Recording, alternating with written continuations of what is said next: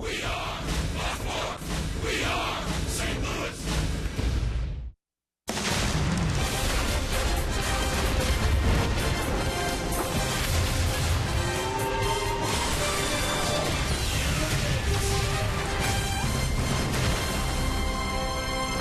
This is St. Louis Cardinals baseball, and tonight from downtown St. Louis in Busch Stadium, the St. Louis Cardinals playing host to the Pittsburgh Pirates. Welcome to Cardinals baseball. My name is Dan McLaughlin. Delighted to have you with us on Fox Sports Midwest. We'll hear from Rick Horton momentarily, also Jim Hayes, and we've added a fourth member to our crew here tonight. One of the outstanding defensive players all time in St. Louis Cardinals history, Jimmy Edmonds. Never forget this play. Game 7, 2004. NLCS, that diving catch. 8 gold gloves, 6 of them here in St. Louis. And Jim Edmonds is with us here tonight. Now, he's not playing center field, but he's just behind the wall in center field. And Jim, you do such a great job on our pre- and post-game shows. Tell us about the perspective you hope to add to the game tonight, being in center field for the fans. Well, first of all, I want to say that I am excited about joining this telecast tonight. And 2, I'm just trying to get a good look from behind, maybe a better look at defense while the rest of the fans and the TVs are talking about pitching and hitting. And I'm going to watch a little bit about defense and try to see if I can't pick something out, give us a different advantage from behind to see really what's going on inside the game, something we don't see every day. Jimmy Ballgame, he'll be with us in center field. The Cardinals Hall of Famer. Should be a lot of fun tonight. John Jay in center. Cardinals and Pirates coming up.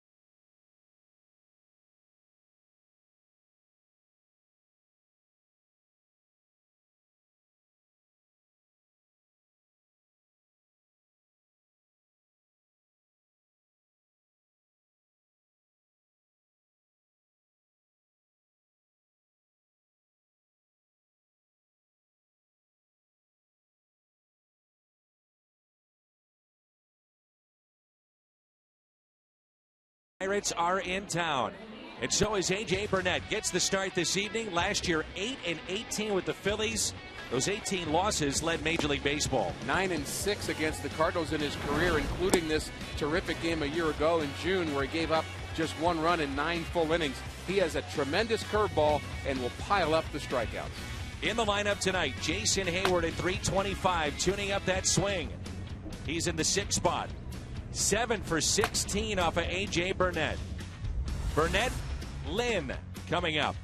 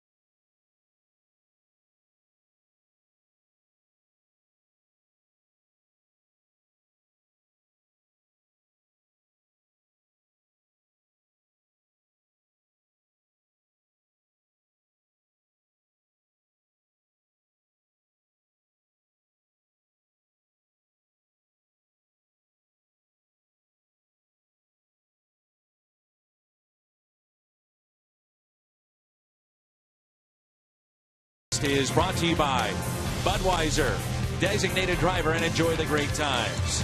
Save big money at Menards on all your home improvement needs.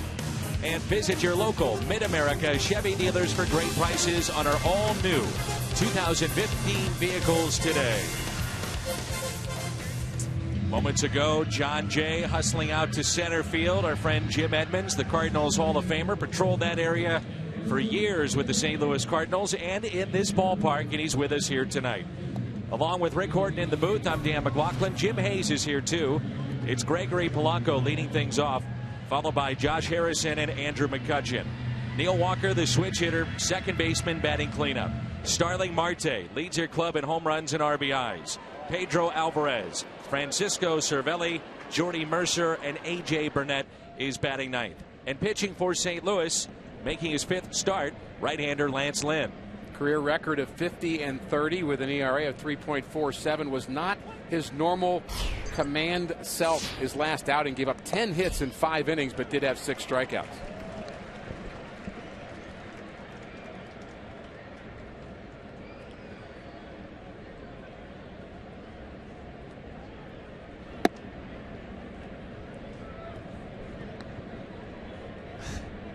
One ball and 1 strike on Gregory Polanco.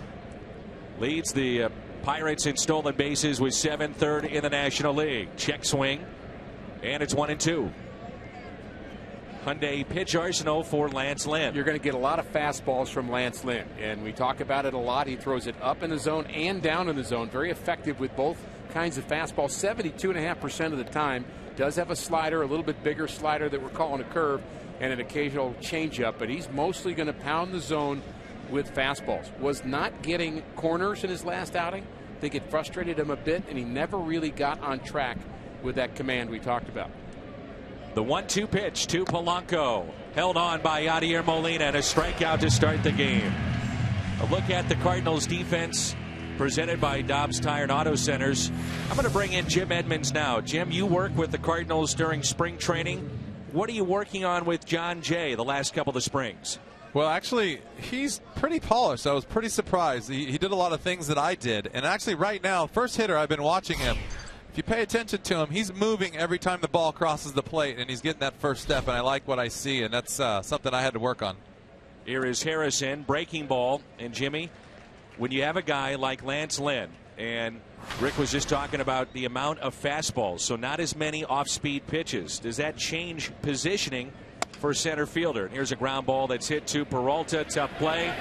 Off balance. Wow, what a play by Johnny Peralta. But Jimmy, does that change positioning with the amount of fastballs here with Lance Lynn? Well, it depends if he's a sinker baller or like he is a little bit, or if the ball's going to rise up in the zone. I think you would back up a little bit if he's a fly ball pitcher. The thing I like about a lot of fastballs is you know at least what side the plate's going to be on if he's got decent enough control, and that gives you better chance to be in the right position, because usually when he's going to outside to a left-handed hitter, the ball's going to be on that side of the plate. Former MVP Andrew McCutchen at the plate.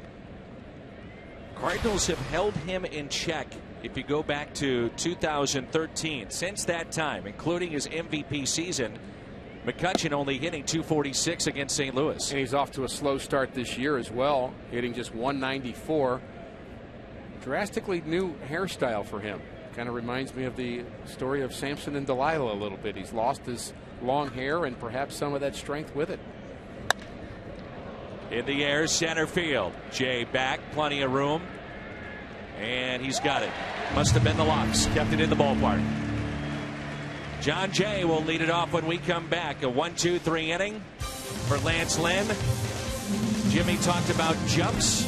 Good jump on that ball from Jay. No score after a half inning.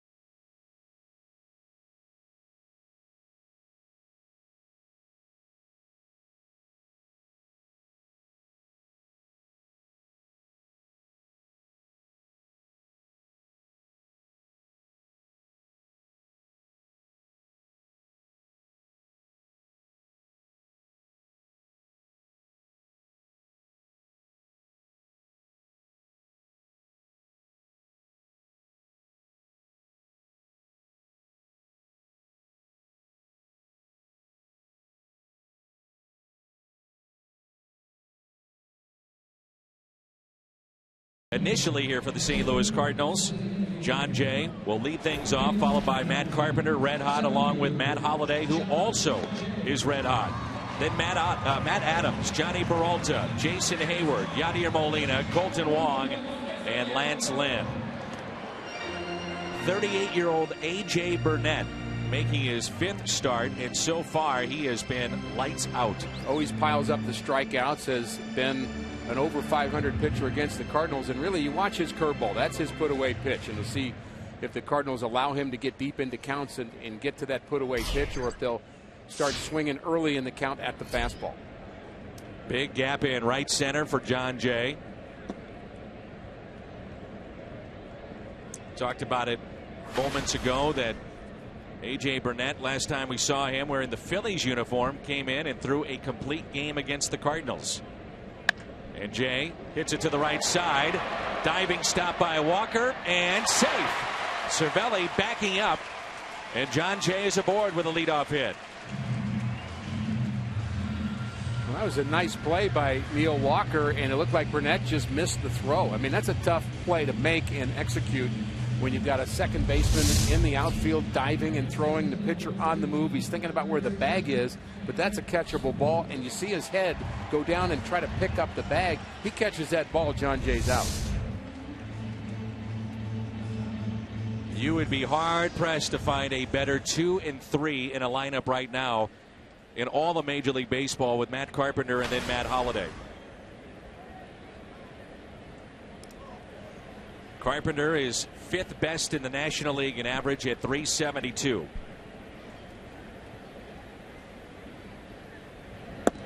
John Jay given a hit on that, which I think is the right call. Too tough a play to call an error on A.J. Burnett. Interesting, this series. I'm looking forward to this Pirates series, Dan. It's like the schedule makers up the ante in May. Cardinals have a much tougher schedule in the month of May, including these Pirates, who you would expect to be in it all season long. Next 10 games very tough for the Cardinals. 6 of the 10 against the Pirates, and mixed in there will be 4 with the Cubbies beginning on Monday night. Andrew McCutchen does play a deep center field normally, but this is really deep for Matt Carpenter. How about Carpenter? 13 doubles already this season. That's tops in Major League Baseball. Hyundai pitch arsenal for Mr. A.J. Burnett. The 31.7% curveball, that's what you got to watch out for. He's going to try to get ahead with fastballs and again try to put you away. The changeup used less than 4% of the time. 1 ball, 1 strike. John Jay, the runner at first base. Check on him. You mentioned that curveball. It's a knuckle curve that A.J. Burnett will throw, and he learned that in high school from his grandfather. His grandfather was the one that taught him to put the knuckle up, spin off the breaking ball with the knuckle curve. Runner goes. Throw by Cervelli is in time, and they get John Jay. Well, Russell Martin is now with Toronto, and Cervelli, who was the backup catcher for years with the Yankees, throwing out John Jay. Thought the Cardinals might be aggressive on Cervelli. He'd only thrown out 2 out of 17, but that one right on the hip of John Jay. Nice tag. Good throw. Here's a 2-1 pitch.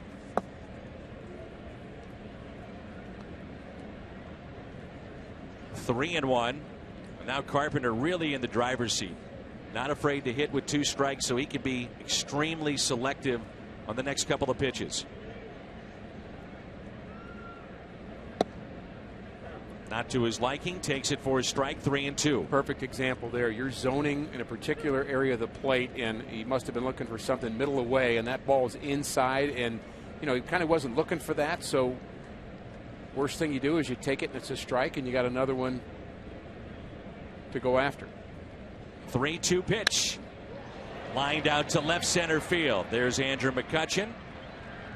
Dobbs Tire and Auto Center's defense. For the Pirates, let's bring in again Jim Edmonds, who is situated in center field. I'm assuming, Jimmy, that Andrew McCutchen is one of your favorites to watch. You know, I actually talked to him today. It was surprising. The first time I got to talk to him one-on-one. And the cool thing that he talked to me about was the ability of his corner outfielders allows him to kind of do what he wants to do. He said they're actually freaks, which means they're pretty studly in the outfield, and I think that is awesome. If you're a center fielder and have guys like that on either side, it makes your job so much easier. Well, that's a great point, Jim. And Dan, I think about Andy Van Slyke would say the same thing about the Pirate outfield when he was winning Gold Gloves for these Pirates. Former Cardinal player and roommate of mine, but he said Barry Bonds, when he first came up, was as good a left fielder as he's ever seen in this game. I mean, ever. He had the great arm, and they would help position each other, and he just feels like that helped him be a better center fielder. What's interesting, too, to follow up what Jimmy was saying about the corner outfielders, Starling Marte is in left, Gregory Polanco is in right. Those two worked out together in the Dominican this offseason. And the one thing that they worked on more than anything, tracking fly balls. I mean, this outfield is as athletic and speedy as any trio in the game. Well, they talk about them all being center fielders, really, and that means they can play and they can go and get them. And so if you've got corner outfielders who actually have good arms too and could play center field, I think that just helps in the communication. You understand what each other's doing better. Of course, Jimmy would know that better than I would. 2-1 is hit out of play. Now 2-2 on Holiday. I'm interested with Jimmy if there are certain pitchers that you're playing behind in the outfield that are easier to get that good jump on. If there's a particular pitcher where you just knew that when the fastball was supposed to be in, it would be in. 2-2 pitch and a strikeout of Matt Holliday. We'll talk about that when we come back. First strikeout for A.J. Burnett. No score after 1.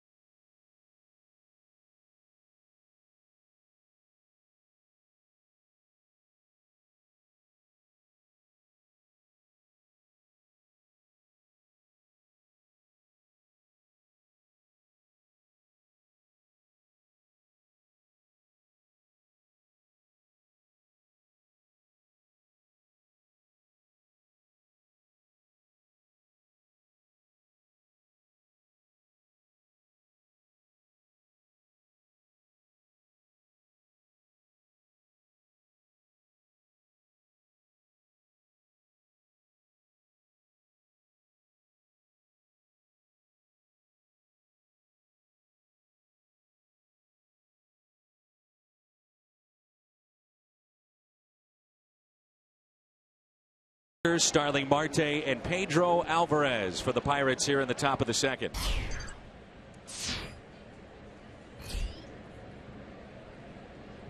And Dan, we were talking last inning, and Jim, let me ask you, when you were playing center field, were there certain pitchers you had a better read on in terms of their command and felt like you could trust them more getting jumps in center field? For sure, that makes the biggest difference in your game as a center fielder. When you have a guy who with Chris Carpenter control, I mean, there was times when I knew he was going to throw a cutter away to a right-hander, and I would start sprinting towards shallow right center field, and if it got fouled off or hit, it was going that direction. 1-1, a breaking ball fouled back, and it's 1-2. Other times you have a guy who's just throwing fastballs all over the place, and your worst nightmare is when you're trying to get a guy to throw a fastball down and away, and you see the ball kind of rise up and out over the plate or up and in, and then the ball's yanked up in the air and in a different direction, and you're caught going the wrong way. Here's a 1-2 and missed just outside. Neil Walker, 5 consecutive years he has reached double figures in home runs. He had 23 last year, the most by a Pittsburgh second baseman in terms of double figures in consecutive years. You know, I love that thought, Dan, that Jim just came up with, but think of the times where we say that, okay, that outfielder didn't get a good jump on that play. And maybe it wasn't that. Maybe the pitcher threw the ball in the wrong spot and forced his outfielder to get a bad jump. You're actually going to admit that a pitcher threw it in the wrong spot? Freely. Breaking news from freely admit it. Some are worse than others. The catch made by Matt Holliday. The Cardinals with 6 or more Gold Gloves. Now Jimmy had 8 total, but 6 here in St. Louis. Ozzie Smith, Bob Gibson, Kurt Flood, Yadier Molina, Jim Edmonds, and Bill White. Some of the great names in Cardinals and Major League Baseball history. Here's Starling Marte.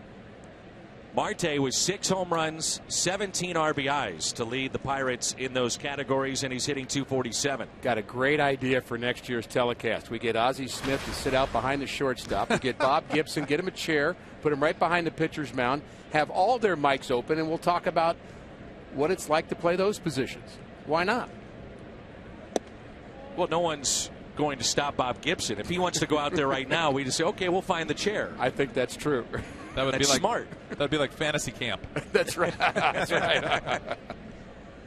Here's a 1-1 to Starling Marte. Now, Marte also leads the Pirates in strikeouts with 27 already this year. But he hits Lance Lynn well. There's a couple guys in this lineup that do. We've seen Harrison bat already, but Marte also with very, very good numbers. Neil Walker, who's also 0 for 1, has hit Lance pretty well.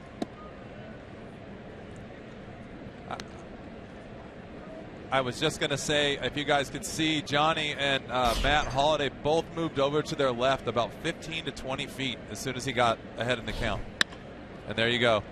Into right, there's Hayward. Nice play. It's a great look in her shot behind home plate. The movement of the outfielders on that last pitch. Toyota keys to the game with Rick Horton. Yeah, a couple quick thoughts for the keys to this game is for Lance Lynn to have a bounce back from a so-so outing his last time out. You don't particularly think that he's going to have 2 bad games in a row. And don't chase Burnett. The curveball out of the zone, the knuckle curve, Dan, that you talked about. Lay off it if you can.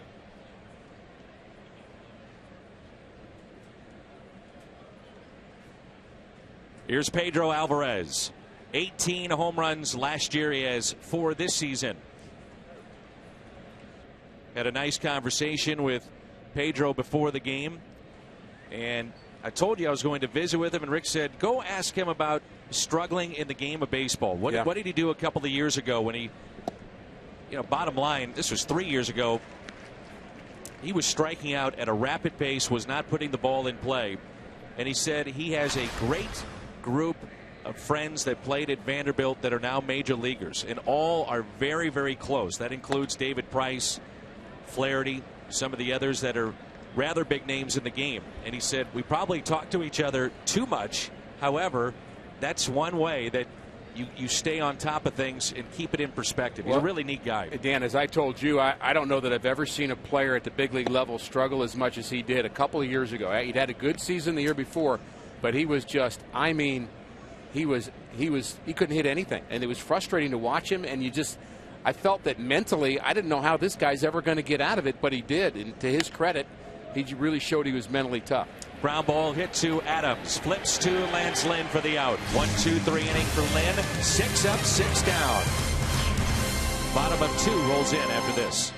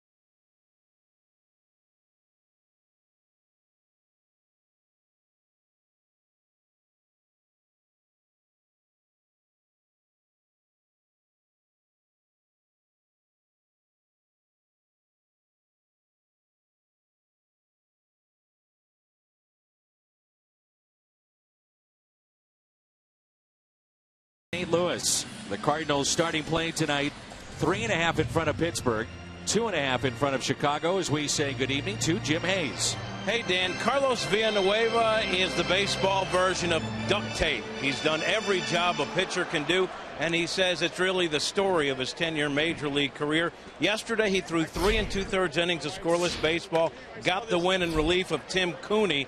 He single-handedly stopped the bleeding.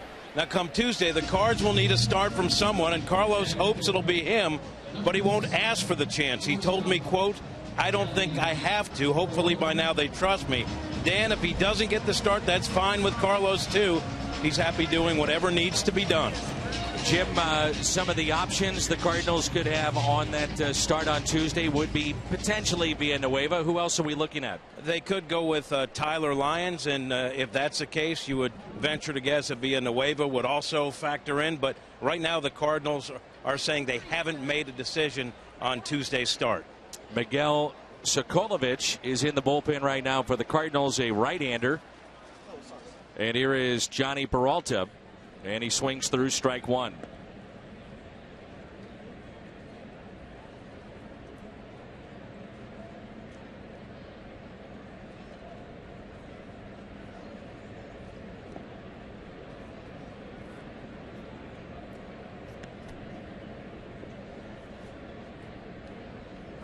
One ball and one strike on Peralta, who's hitting .316 with a pair of home runs. He's driven in 12 this year.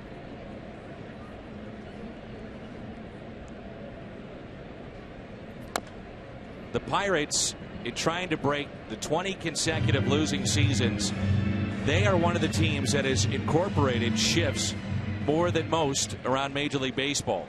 And in the Central, they shifted the most the last 2 years. And they also did more shifting with the count than any team. There's a look at Clint Hurdle. He's in his 5th year as the Pittsburgh manager, fresh off a couple of hip surgeries.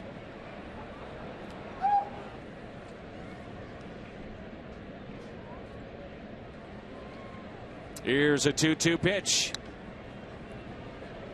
Jim Edmonds was talking about shifting with the count, Dan, but I think we saw the Pirates do that a year ago, and with infielders they'd have the heavy shift, but then they get behind in the count or ahead in the count, and they would loosen up on it. And I think they're ahead of most teams in that regard. The 2-2 taken outside. Pirates are doing that right here. Well, Andrew's telling the left fielder now he's 2 strikes to move on over. Takes them a while to get their attention, but that's some of the things you deal with. Second base, shortstop's talking, center fielder's yelling at the left fielder. A lot of stuff going on out here. 3-2 pitch and a strikeout of Johnny Peralta. Well, Jim, you talked about moving with the pitch. Let's go back to last half inning and the Gold Glover in right field, a good one in Jason Hayward. Well, I think this is a perfect example. He throws a fastball in right here, and he's late. And they all know now that there's 2 strikes. You can see the whole outfield shifting over towards right field. First it's Matt Hall, or first it's Johnny, then it's Matt, and then Jason slides over, and actually the ball gets hit down the right field line. Sometimes that 5 or 10 feet makes all the difference in an out and a double. And let's ask you, too, about being a hitter in this spot. Shifts now are such a prominent part of the game. It was starting to become a part of the game at the tail end of your career. How would you deal with, as a hitter, shifts like this? Yeah, I would try not to think about it. I'm still looking for a pitch up in the zone to drive. I'm hoping if the guy, you know, they're trying to play you to pull, they think you're going to roll over something that's a fastball that's away. I'm trying to hit the ball out of left center field. I mean, I wouldn't change my plan too much. Me being able to run a little bit and not a complete home run hitter, I would throw down a bunt once in a while also. But some of these guys like Matt Adams, they don't want him to bunt. They want him to go ahead and swing the bat. Here's an 0-2 pitch to Hayward. Missed in. Jason is hitting .217, 2 home runs, and he's driven in 4.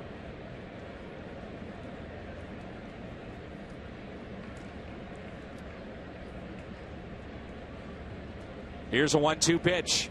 You could almost see that with Matt Adams the last couple of days, where he's kind of started ignoring the shift a little more, and he's just swinging the bat. And he's finding holes on the left side, right side. Of course, he's been showing some power as well. The 2-2. Trying to pound Jason Hayward in. A lot of teams have done that.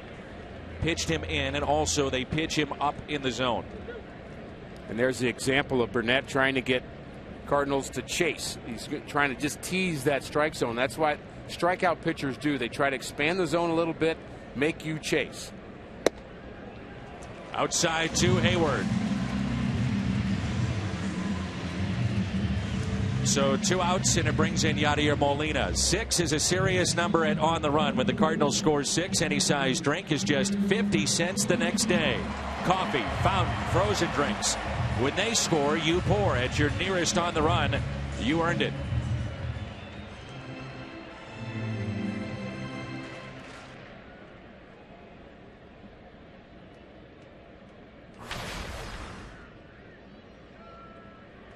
Yadier Molina is hitting .246. Hayward a threat to steal at first base. I think before it's all said and done, over the course of 6 months, it is going to be a huge loss for the Pirates not to have Russell Martin back there. Great player. They miss his leadership. They miss his example. Certainly was a clutch player for them offensively. Very, very good defensive player as well. Good jump by Hayward, and he's in there safely. Stolen base for Hayward. And there's some teams in the National League that run more than the Cardinals. So you think about the Pirates having to try to stop the running game of, let's say, the Marlins, or trying to stop Billy Hamilton. And the Cardinals have already shown we're going to run on Cervelli. And John Jay thrown out in the first inning didn't deter him much. 1-1 to Yadier Molina on its way. Breaking ball lifted in the air. Going back a few steps, Gregory Polanco, and he puts it away. We played 2 here at Busch Stadium. On to the 3rd. Beautiful night for baseball.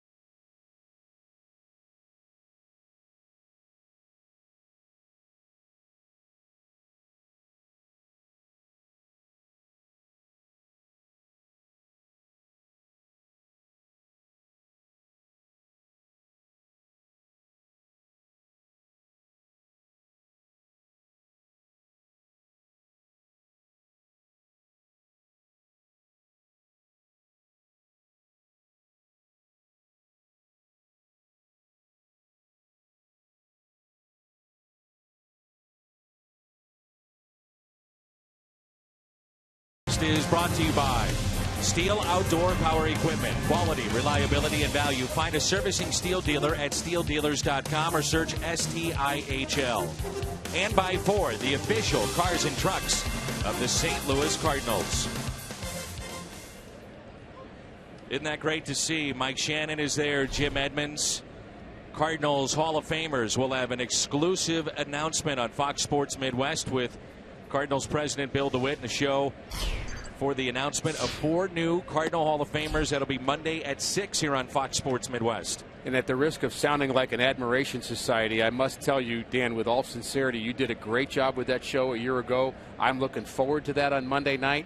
I mean, I think it's going to become a great tradition for this Cardinal baseball family, and certainly the guys that went in last year, very well deserved, including Jimmy, who's with us for this telecast. But I'm looking forward to finding out who those 4 guys are. I think it's going to be, again, what Cardinal fans love.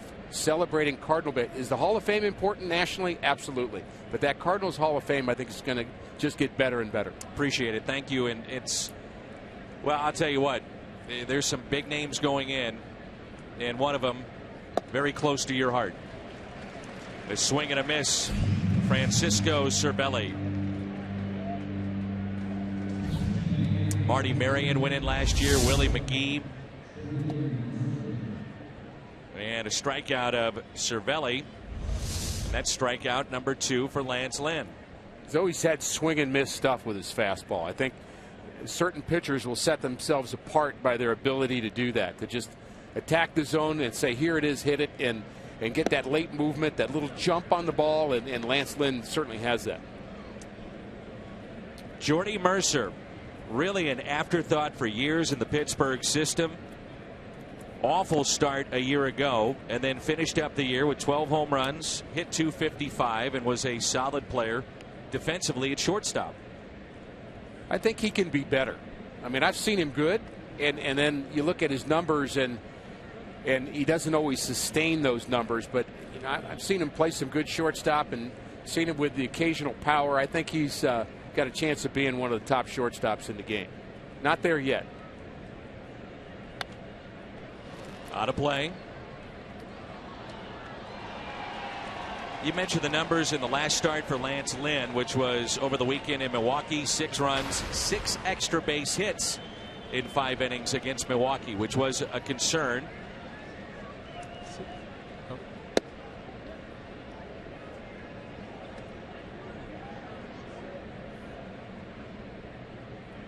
To his credit, Lance did not talk about the strike zone. We did. Right, exactly. Very inconsistent, very tight. We predicted he wouldn't, and he didn't, which I thought was great. But that, you know, when you're having trouble with the strike zone, you come over the middle of the plate and you give up extra base hits. That's what happens. You're not getting the corners, whether you should be getting them or not. It doesn't really matter. You end up throwing the ball in the heart of the plate, and hitters love that. 1 ball and 2 strikes. Swing and a miss, and a strikeout for Lynn. 2 in a row, number 3 tonight. Full day of baseball right here on Fox Sports Midwest and Fox Sports 1. First up at 12:30, Cardinals and Pirates. Later, the Angels and Giants, followed by the Reds and Braves. Fox Sports 1 streaming live on Fox Sports Go. Jim Edmonds, you are spending some of your time out in Los Angeles. You get a front row seat to watch Mike Trout. Is there anybody better right now in center field than Mike Trout? Man, he's pretty special. I haven't seen him play that much this year, but in the last couple of years, it's unbelievable. And getting to know him, getting a chance to talk to him and meet with him, he reminds me of Brian Urlacher playing baseball, but way faster. I've never seen a kid so big with so much talent and run as well as he does. It's scary if he had a football uniform on. I bet you he'd be like a Bo Jackson. Here's an 0-2. Ooh.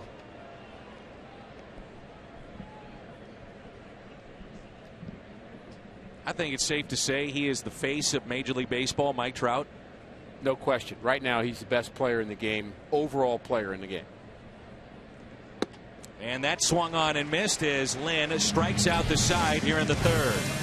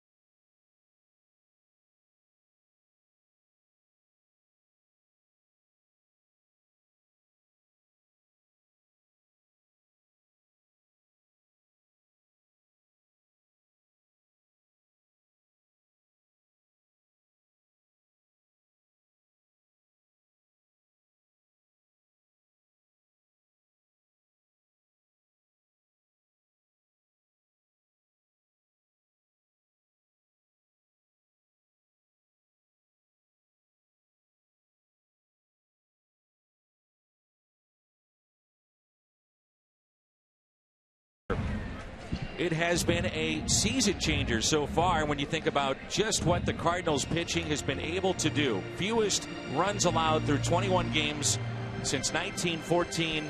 And all those teams that have been a part of this run, the Cardinals now in 2015, part of that group, have had postseason play. Cardinals have had a lot of years with good pitching, but to think that this year's up among the best ever says something about Mike Matheny's club. And again, you see all those great finishes with those teams that pitched well. And most baseball people would tell you, if you pitch well and defend well, you win.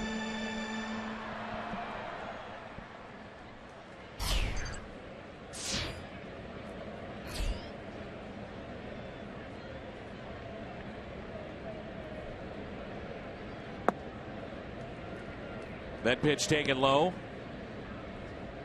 by Colton Wong, who's hitting .297. 1 home run. He's driven in 7. Lance Lynn on deck, and then John Jay.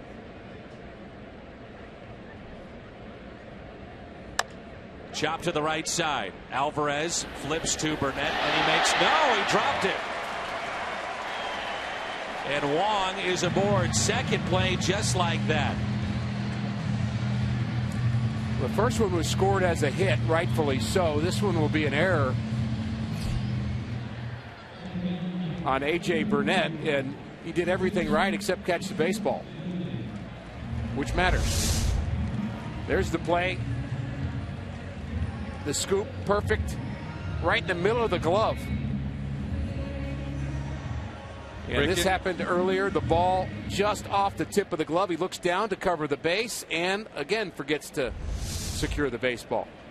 2 times you take your eye off the ball. It doesn't find its way into the glove, does it? It sure doesn't. You know, Jim, I always say about you, we can talk about getting good jumps and good routes, but part of being a good outfielder is having good hands too. And I've always said that was another great strength for you. Is that something that you worked on, or is that just a natural ability to have that ball stick in the glove after that long trip into the right center field gap? I think it was a little bit of both. I actually, in spring training, when everybody else was catching routine pop-ups, I would turn around, catch it behind my head, basket catch, or catch it out to the side, or backhand it. I think sometimes in spring training for an outfielder, that's the last thing that really comes. It's like hitting. When you're in spring training and you're hitting, the last thing that comes is pulling the ball. You can foul balls off, hit the ball the other way. When you start turning on pitches, fastballs, you know you're getting your timing and you know you're ready to play. When you're running in the gap after a ball and the ball stops bobbling in your eyes and you can reach out and catch the ball right in the web, you know you're pretty much got your timing going in the outfield too. So it works on both sides of the ball in spring training. Wong, good jump at first, throw down to second, and out. Cervelli is thrown out 2 of 3. Wong pointing into the dugout. I'm sure he wants to say, let's check it. Let's get a replay. And Mike Matheny has hopped out, looking back, and we'll see if they do want to challenge this. That young lady and that young man in the first row say he's safe, so I think we should ask them. There's the false jump by Colton Wong, who had a big lead but went anyway. And is he safe? Hand on the bag. Ooh, that's close. This may be our best look here. He's out. I think he is out. I think a lot of these times these guys are sliding in. They can't feel the tag. There's a lot going on. Your body's hitting the ground. And I played that position like that and slid. Sometimes you just can't feel the tag and you believe you're safe. Another view. There's the fast tag, too, by Mercer. He didn't waste any time getting that tag down. It's kind of a lost art in terms of infield play is how important that tagging ability is, and he did a great job there. Lance Lynn has swung the bat much better this year than we've seen in years past. He is 2 for 11. And Burnett delivers a ball, 1-2.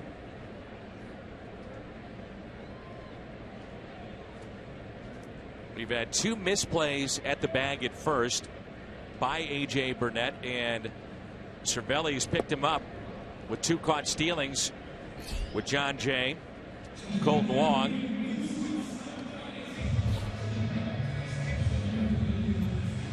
There's 2 outs. Well, next time you're looking for great seats, get to StubHub. On StubHub, you can grab Cardinals tickets all season long, even at the last minute. and even if the game is sold out. So get to StubHub today. StubHub, the official fan-to-fan ticket marketplace of the St. Louis Cardinals.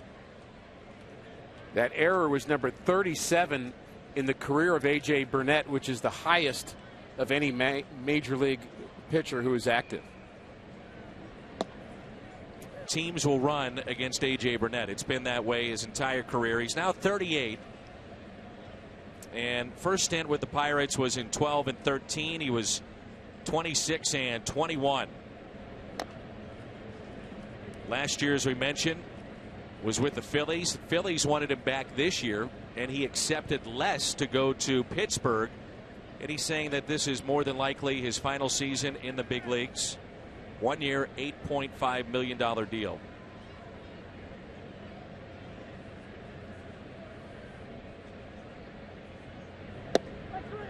Strike three on the inside corner. Jay strikes out.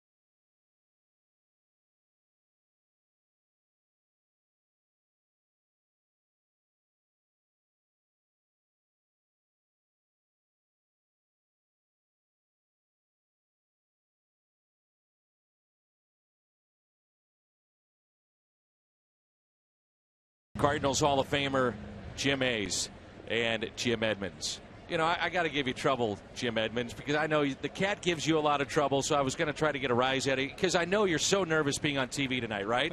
Really nervous. I'm glad the first inning's over. I bet. Here's Polanco. By the way, Jimmy, since we do have you on this telecast, let's get it out there right now. You would occasionally, let's say, lay up and then dive to make it more dramatic. Is this true? In spring training to get my hands ready? Are you still talking about that? Good answer.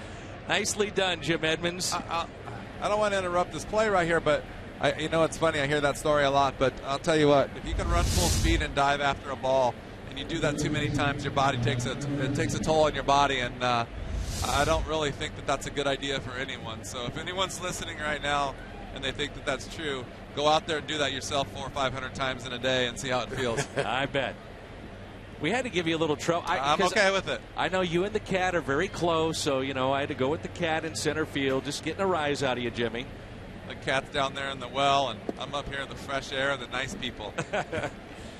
A base hit by Polanco, and it brings in Josh Harrison, who played second base, third base, left field, right field last year. He barely made their club out of spring training.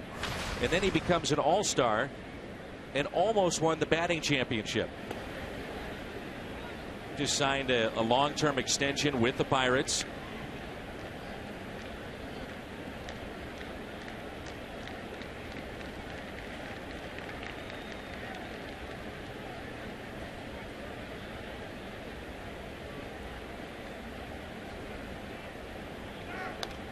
Runner was going with the pitch. Foul back, 1-1. We're going to go picture in picture here and isolate John Jay, the Cardinals center fielder, and Jim Edmonds will step away from the play-by-play. You tell me what you're seeing that Jay is doing before every pitch here with Josh Harrison. Well, I think right now you can see him moving a little bit, but he's standing straight ahead, straight behind the pitcher. So he doesn't know this guy's going to hit the ball pretty much wherever the ball is pitched. So we'll see how Yachty sets up, and you can see Johnny cheat over a little bit because he goes inside. And what I love is even as the ball's crossing the plate, whether it's swung out or not, he's taking a step in the direction the ball is heading. And that's just something you do. You know, when you don't have blazing speed like I did not have, and I don't think he does, you have to make those little adjustments and those quick steps, and that gets you going in the right direction when you're running full speed a little bit quicker. Here you go. So you see the jump he takes. The ball looks like it's going away from the hitter. And he's got to get moving in that direction with timing in order to get running at top speed as fast as he can. Jimmy, is it almost like having a trigger defensively? I know hitters have a trigger with their hands or something you might do with your body just to kind of get that swing started. Is that an appropriate word for what an outfielder does, having a trigger? I think so, and I think he's just getting it's almost like cheating. You're just getting a jump ahead of the ball being put in play. And I think if you can do that and you're successful at it, you're moving before the ball's hit. And sometimes you do it, sometimes not. 4-6-3 on the double play.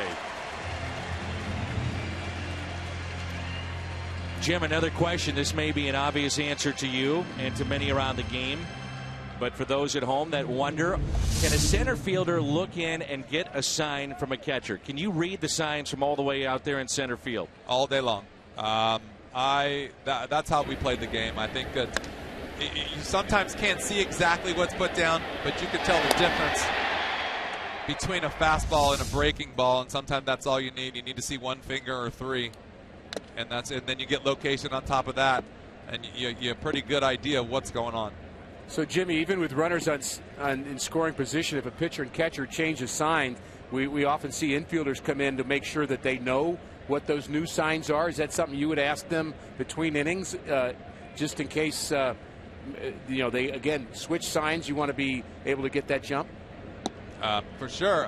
It's one of those things that actually we talk about all the time. You can see Johnny moving over now with a two-strike situation. It's something with Mike that we had that if it was a simple set of signs, first sign, second sign, or third sign, he would give me an indication when they changed the signs and what they went to. Strikeout of the former MVP McCutchen. 5 strikeouts for Lance Lynn. Good stuff with Jim Edmonds on John.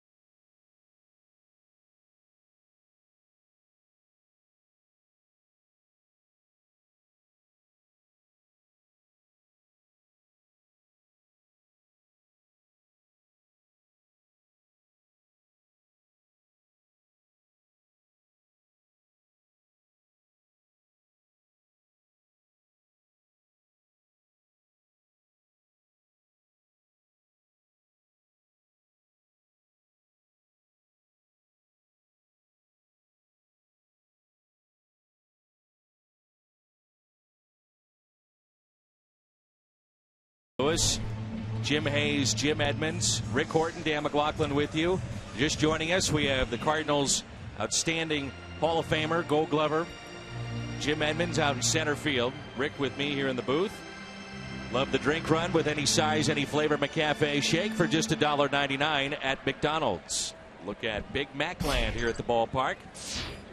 And it's Carpenter, Holiday, and Adams for St. Louis. First pitch, a strike. I don't know about the rest of my partners here today, Jim, and Dan, but I can tell you I love well-pitched games. And that's what we've got so far, a 0-0 game.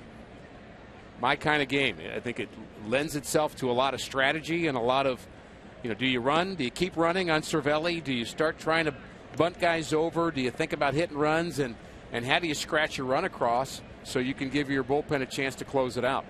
Spoken like a true pitcher. There you go. Thank you, Jim Edmonds. I got to listen to this all year.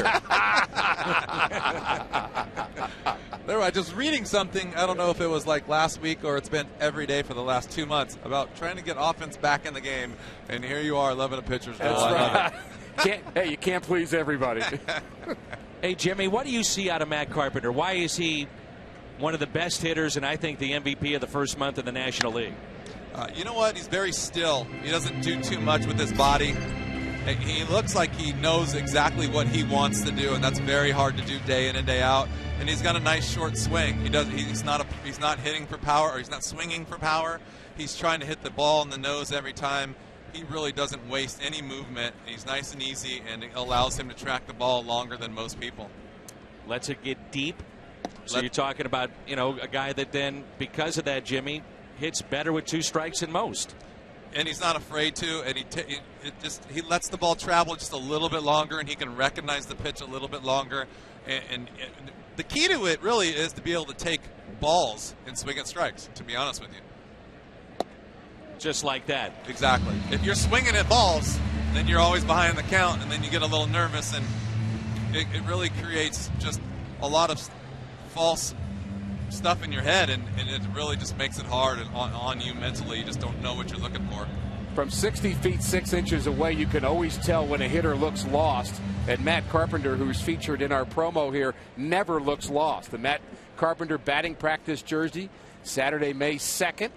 Go to cardinals.com/promotions. Nice looking batting practice jersey. That'll be tomorrow. Here's Matt Holliday. Carpenter faked going to second, and Holiday may have been fooled on that pitch for strike 1. So all you guys that love offense, here we go. You got a runner on first base. You've got a catcher who everybody is testing right now. You've got a pitcher who's, you mentioned, sometimes slow to the plate, but yet today you're just 1 for 3 running. Holiday hits the ball the other way. Hit and run candidate perhaps. Or do you let him just drive the ball?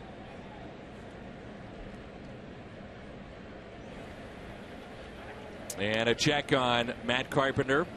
A.J. Burnett, 6'4", 230 pounds, from North Little Rock, Arkansas. That's Cardinals country, located across the Arkansas River in the central part of the state. And of interest, there's Dickey Stevens Park, which is the home to the Arkansas Travelers. And they're playing host to Springfield tonight. Tough play, Harrison, and the pick at first by Alvarez. What a great play all the way around. Harrison, the everyday third baseman, to the former third baseman, Alvarez, who's now at first. Well, Harrison thanking his first baseman because the throw is low, but he did a great job of getting rid of that ball in a hurry. There's the bang play at first base. You got to barehand it and you throw it from down low. You can't come back up and release it. You won't have enough time to get the ball across the diamond. Nice play, as you said, all the way around. Pedro Alvarez had a major league leading 25 errors a year ago, and it was mostly on the routine play. So they moved him across the diamond. The emergence of Harrison, he now plays third, and here is Matt Adams. And Matt coming off a big series against the Phillies. He was 8 for 16 with 6 RBIs. So you talked about the Pirates shifting, and Matt Adams has seen an awful lot of those. Again, lately he's been beating the shift and just hammering the baseball. And the Pirates, will see if they switch where they are now with Matt Adams. They're starting out with Neil Walker in shallow right field, the very deep second base position. The shortstop, Mercer, just slightly on the shortstop side of the second base bag. But again, we'll see if they change with the count as they did often a year ago. This is the ideal situation for Matt because there's a guy on second base. They can't move too much. They got to cover second to peel the pick without him getting a big jump stealing third, and the third baseman has to stay close to the bag. So he's almost got a fair playing field up for this at one at bat today.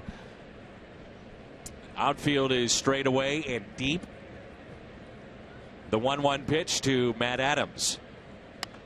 Pulled foul. Jimmy, you were a guy that liked to play a shallow center field. Why did you like to do that as opposed to watching a guy like McCutchen who runs so well, but he plays so deep?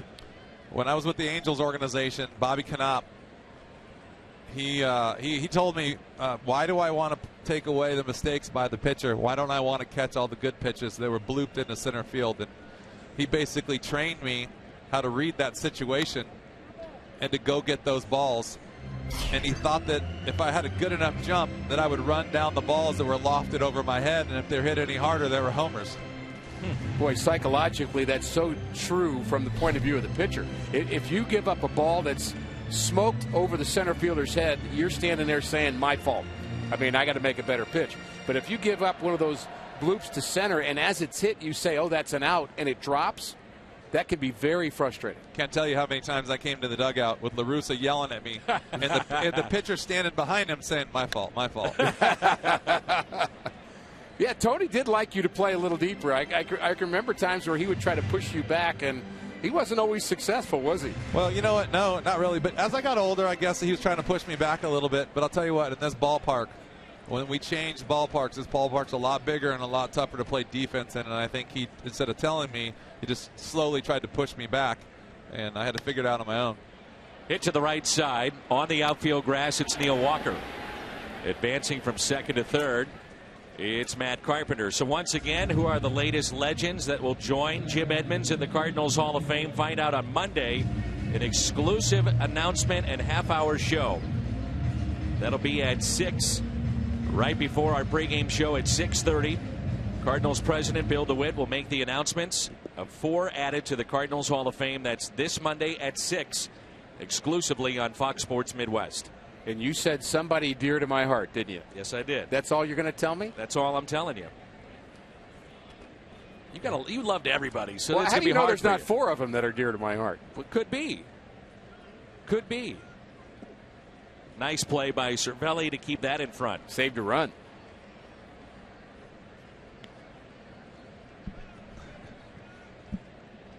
Two outs and a count of 1 ball and no strikes. Peralta struck out his first time up looking. A.J. Burnett has struck out 4.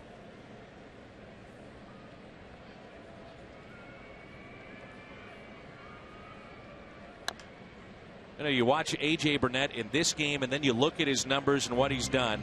No wins this year. Second best ERA in the National League coming into play today. Willie Peralta did start against Chicago for Milwaukee. He has the best ERA. He's only received 4 runs of support in 4 games. That's it. This should be a better Pirate offense, and it will be before the year is over. Here's a 1-1.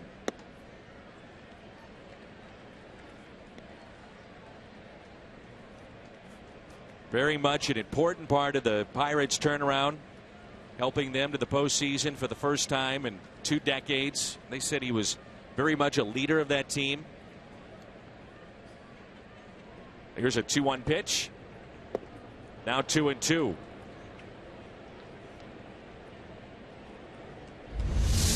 Talked about trying to chase that curveball. There it is. Out of the zone. He was ahead in the count. Red fastball. But it wasn't a fastball. It was a breaker. Outfield is straight away, and here's a 2-2 pitch to Johnny Peralta. Strikeout number 5 for A.J. Burnett, the 38-year-old.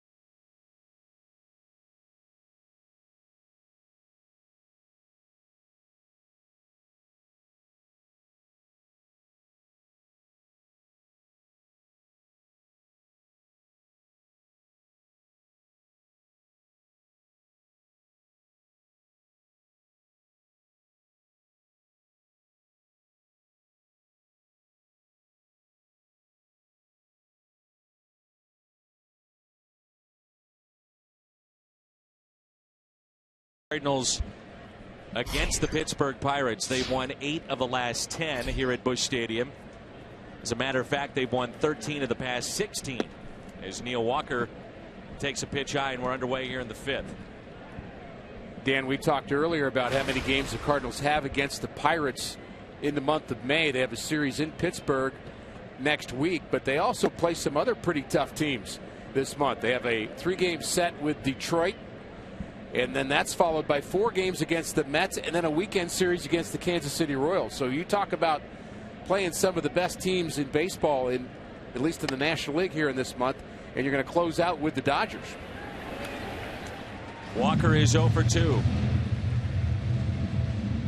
So breaking it down even further, last year the home team in the 19 games was the predominant winner in the series. How about the bullpen ERA differences? When you're at home, the bullpen ERA very, very low, and on the road not so much. And really the Pirates, I think, have had a terrific bullpen for the last 5 or 6 years. They've really done some work with their pitching staff. Ray Searage gets a lot of the credit for that, and deservedly so.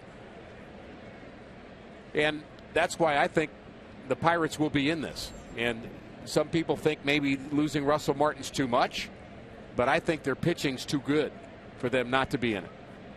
Cardinals catch a break, at least in this initial series, not seeing Garrett Cole. We were talking to some scouts this past week watching the Cardinals and Phillies.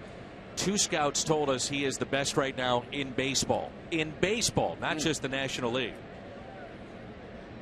There's Garrett Cole, former UCLA product. Well, you're going to get some other pitchers mentioned in that conversation, but I'd like to have Garrett Cole. And who wouldn't? Find a spot for him, wouldn't you? Oh, yeah. I could take 98 in the 8th and 9th inning, which is what he's done this year. 0-2 on Marte. Chevy Foxtrax. This is a breaking ball that's not a good pitch, but a good result. The late break up in the zone. Marte wasn't sure if that was going to be a strike or not, and it was a weak swing at it, as it was on that fastball up and away. Good complementary pitches. Something's wrong with Marte. He did not look comfortable on those 2 swings, especially the last one, and he tried to bunt. And I'm wondering if there's an issue with his hand. Maybe his thumb. Yeah, sure enough, there he started to shake it. He's got that thumb guard with him, and maybe that's the problem. Budweiser Bash is coming up, and Jack Clark will be here on Tuesday. For a full schedule of players or to purchase, visit Cardinals.com/BudBash.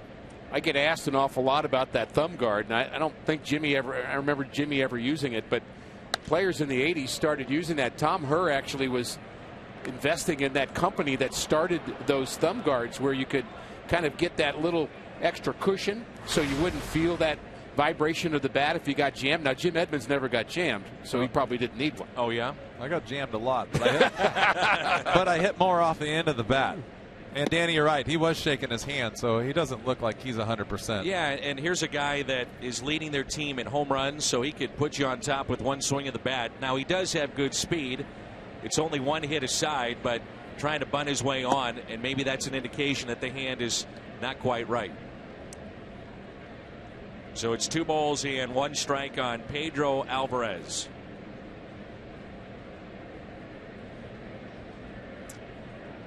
Got to be careful here with Pedro Alvarez. 18 home runs, down from a National League leading 36 in 2013. And of those 18 home runs, it felt like 18 of them were against the Cardinals, because he's been such a Cardinal killer. The 2-2.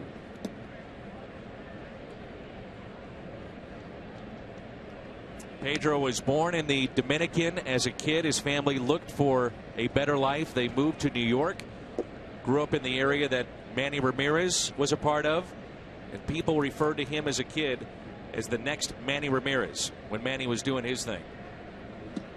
Off-speed pitch, and he struck him out. 7 strikeouts through 5 innings for Lance Lynn. No place you'd rather be. Beautiful night for baseball. They call it baseball heaven here in St. Louis.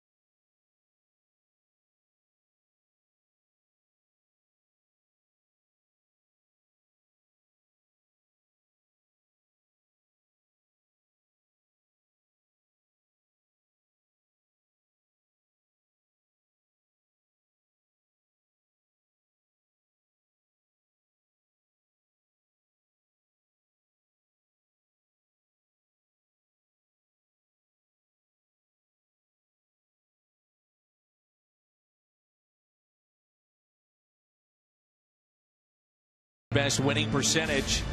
Kia in the driver's seat.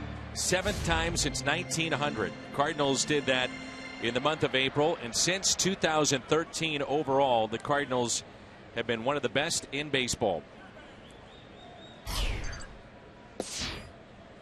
With strike to Jason Hayward underway here in the bottom of the 5th. Hey, Ricky, I'm watching from out here, and it seems to me that both of these guys are doing a pretty good job of throwing the ball in the inner half of the plate, especially to the lefties.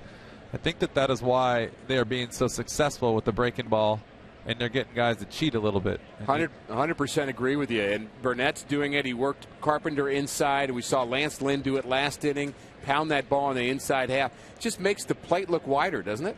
No, it speeds you up a little bit, and obviously when you start cheating a little bit, then you can't stay back on the breaking ball, and it's something that AJ didn't do in the past. That's I've been watching this whole game, and his tendency before when I was playing was to overthrow. The ball would run up and away on his arm side, and he's been doing a really good job of throwing the ball down and in, going down and in, and here again, and really hitting his spots. Alvarez was near the line anyway, steps on the bag for the out, 1 away. Now they're going to say it was a foul ball. It's been an interesting career for A.J. Burnett. Began with, at the time, the Florida Marlins. 8th round in 1995, drafted by the Mets. He was part of the Al Leiter deal. And then the Yankees traded to Pittsburgh, free agent with the Phillies. Again back with Pittsburgh. 1-2 pitch. Hit sharply to second base, and Neil Walker is there for the out. I think Jim made such a great point, and we often talk about pitching inside for the reasons of maybe giving the guy a different eye angle at looking at a baseball. But when he talks about speeding up the bat, if the ball's inside, Dan, you've got to be quick to get to it. So you tend to jump at that. You tend to try to be quick. Now you throw him something slow away. You've quickened up his response as a hitter, and that slow stuff away, now he's way out in front of it. And that's part of the art of pitching, but it's also understanding what the hitter's trying to do. The speed of the game from that angle, just watching that baseball. Jimmy, how much of a guess hitter were you because of the speed of the game or just your baseball intellect? I've always said you're one of the smartest players we've ever had here. I try not to guess. I try to. You try to look fastball at every pitch. It's just your body is just a machine, and as far as hitting, where everything kind of just goes. It's all timing. Your body's moving everything until your eyes tell you what to swing and not when to swing and what to swing at, or you don't swing, and it's kind of just not even a thought. It just happens, and you try not to guess. You want to be just on time with your body, and hopefully the ball's over the plate. But like I said, when guys pound you in, when the fastball is established inside, you have to speed up a little bit, and then you start to cheat, and then you're done. Everything else, I think it really just changes your eyesight, causes you to just lose focus, and that's when you start to struggle as a hitter. 2-1 pitch.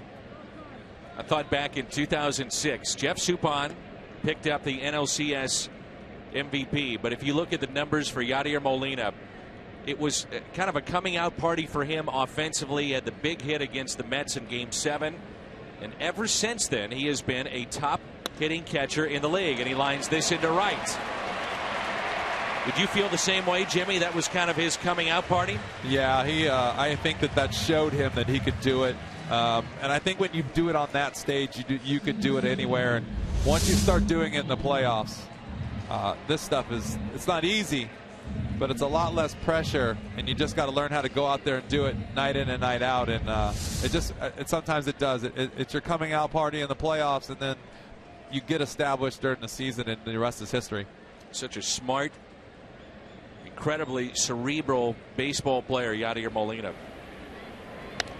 Learned from one of the best too, the guy in the dugout next to him. Sliding attempt, and Harrison almost came up with a terrific play.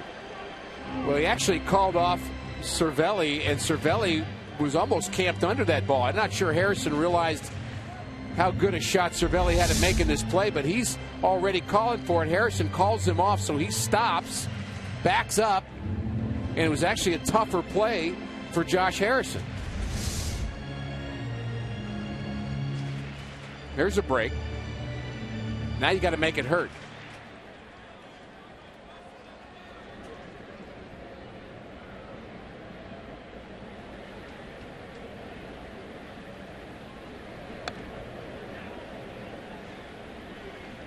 There's that fastball in Jimmy was talking about to try to speed up the bat of Kolten Wong. Hitters don't want to get jammed, so he's got the quick hands. We'll see if he goes soft stuff away. And even if he throws that slider down and in, or even that breaking ball down and in, you're already cheating. So you're trying to speed up. Here, probably right here. Here's an 0-2. One to go in again with Kolten Wong. It was that breaking ball again. If your hands are too fast there, you just swing over the top of that pitch and you can't wait for it.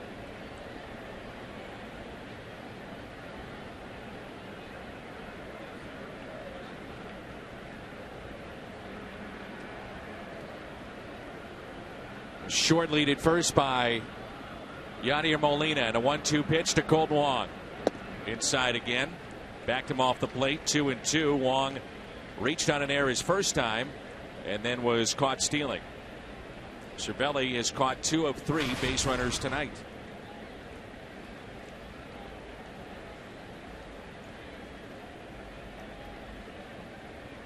A 2-2. We just had that look of all the outfielders. There's 3 very good outfielders here for the Pirates. And you throw in what John Jay's done for the Cardinals side. Of course, Jason Hayward, a Gold Glover. It's just a treat to have Jim Edmonds with us today, trying to get inside the head. And look at the eyes of Andrew McCutchen. 2-2, fouled back again. You know, we talked earlier about Carpenter, about Matt Carpenter being so successful. Ricky, he seems like that guy that never gets flustered by the inside pitch. He doesn't ever speed up. He doesn't ever change his approach, and I think he knows that he can get to that ball if he needs to. And pitchers can tell when somebody is overreacting or underreacting to what you're trying to do to them. And pitchers try to take advantage of that. But with Matt Carpenter, you're never quite sure where to go. Good at bat here by Wong. Count runs to 3-2.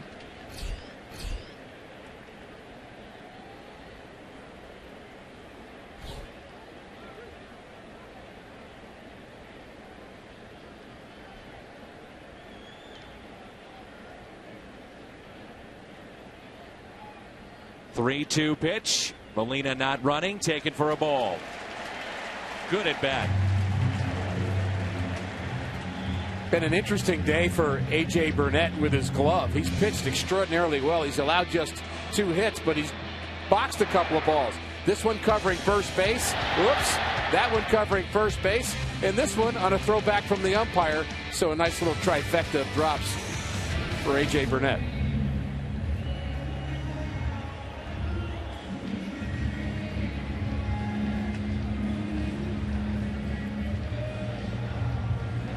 Can make a case that Burnett has enjoyed his best success with the Pirates. You see what he's done there. We talked about his 2 years with Pittsburgh previous. While with the Marlins, you may recall in 2001, he did throw a no-hitter against San Diego. And this may sum up his career. A no-hitter with 9 walks and 7 strikeouts. I was going to say that earlier. He's one of those guys as a player. He's got electric stuff, but he always seemed to get himself behind in the count.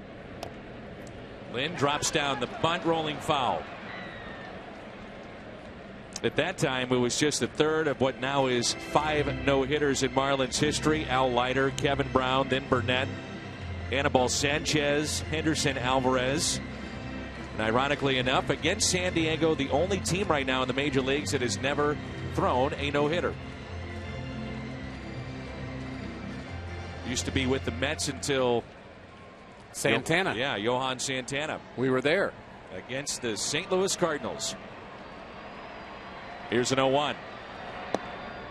It was Beltran, was it not, that hit the ball down the left field line that was clearly fair? It was, and Burnett, Beltran, Bronson Arroyo, Joe Nathan, who is hurt but still active, Will Nieves, the only players left active from the 1995 draft, of which Burnett was an 8th round pick.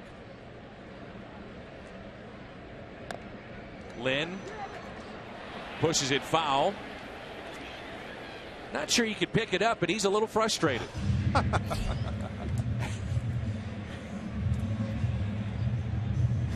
thanks to Janet Jackson. When you hear things like that, we have to apologize to the viewing audience. It's what we do. So strikeout number 6, and it brings in John Jay. Maybe a good time to mention it's Fellowship of Christian Athletes Day. Great segue. At the ballpark.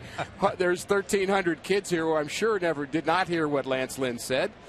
And they had a chance to hear from Mark Reynolds down the right field line prior to the game. He did a terrific job of talking to the young athletes and coaches celebrating 50 years of service in the St. Louis community. I'm not sure if that's the best or the worst ever segue. A little bit of both. Tied for both.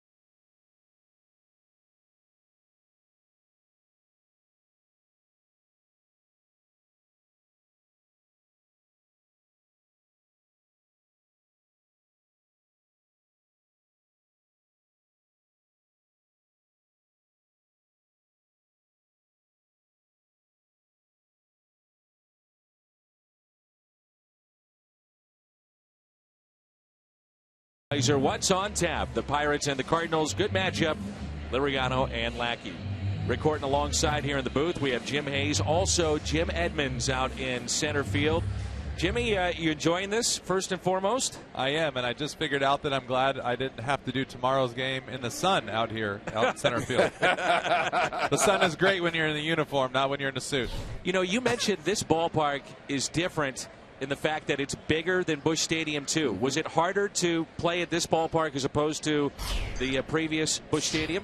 Yeah, it's just bigger in the gaps. You know, it's one of those things that, as an outfielder, you get used to running into certain gaps and knowing how far it is, and then all of a sudden you go to an area that it's just you can't really get to the same ball that you thought you could get to. And it's frustrating because it's a double, even though it used to be a home run.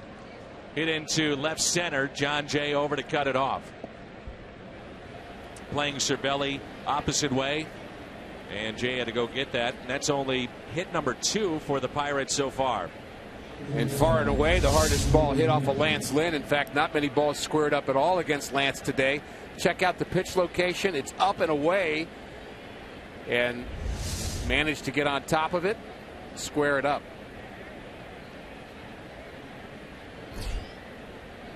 Jordy Mercer struck out back in the 3rd. Lynn has struck out 7. Ground ball past the diving Carpenter. Holiday near the sidewall. Will they wave him in? No. They'll hold up Cervelli at 3rd. So a double for Jordy Mercer. Runners at 2nd and 3rd for the pitcher, A.J. Burnett.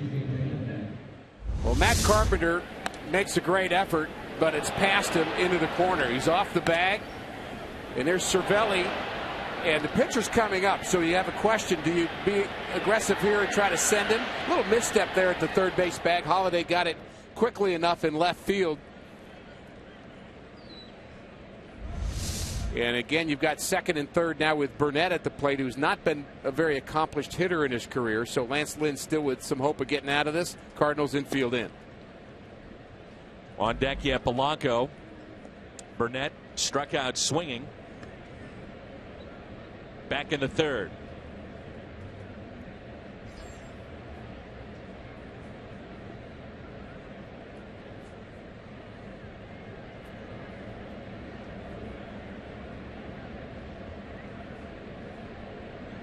Outfield is shallow. The 1-0 pitch.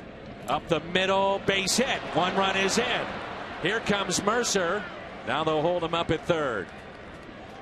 And because the outfield is shallow, because Burnett was at the plate, no chance of scoring two. John Jay was on that ball in a hurry.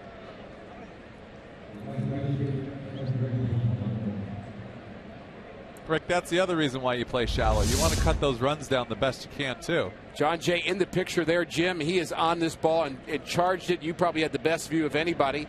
And so if you're the runner at second base, Mercer runs well enough to score here, but no chance. John Jay's got the ball already. And that ball's not hit very hard either. And that's another part of the game that I used to love. I used to love getting a chance to throw runners out, third and home plate. Anytime you can shut somebody down, keep them from scoring a run, you got to feel good about yourself as a player. Gregory Polanco hold the runner at first. Third baseman in. Strike to Polanco. Single to center. Also struck out. He's 1 for 2. 89 games last year. He was considered their top prospect. Hit .235.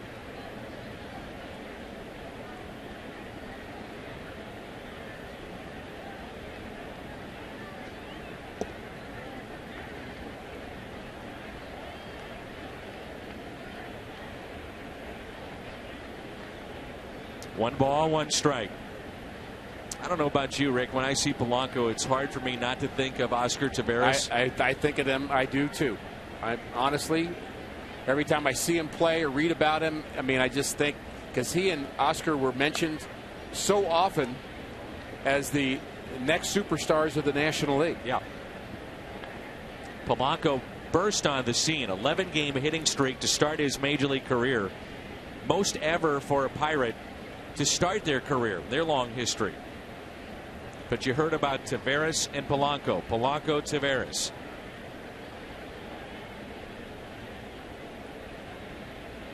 Here's a 1-2.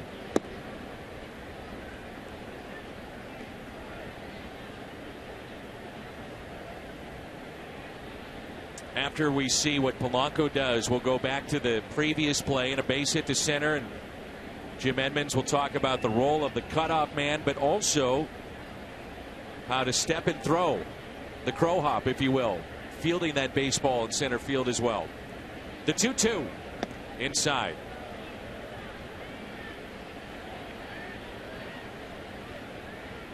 You know, it's funny you say that. We talk about throwing runners out, but the art of really stopping a guy from scoring is really just charging the ball as hard as you can and having the ability to really go after the ball.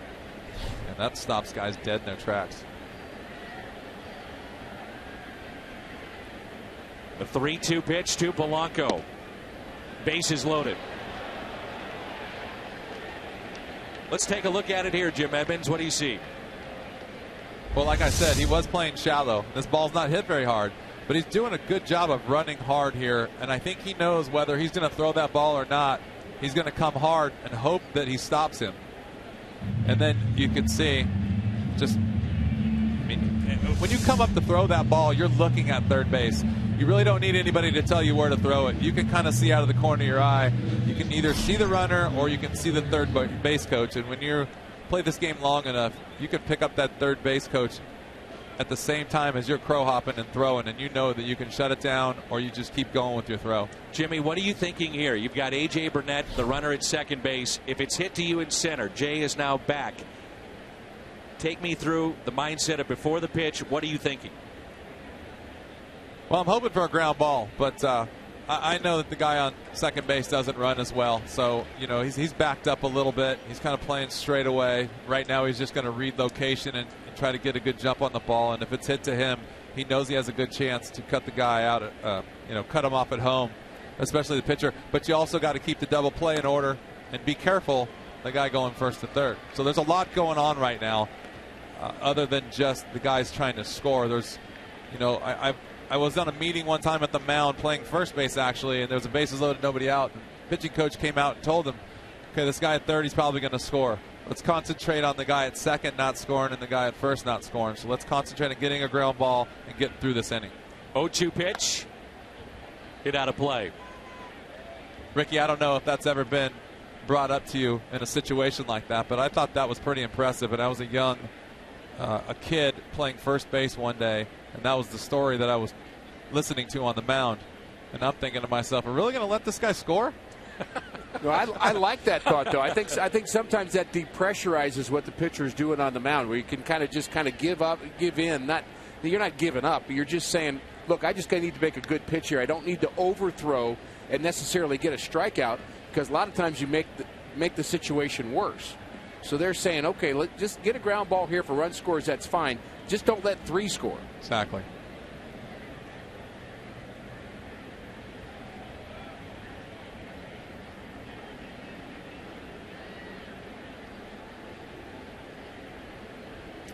Lynn would love the strikeout. The 0-2 in on the hands of Harrison.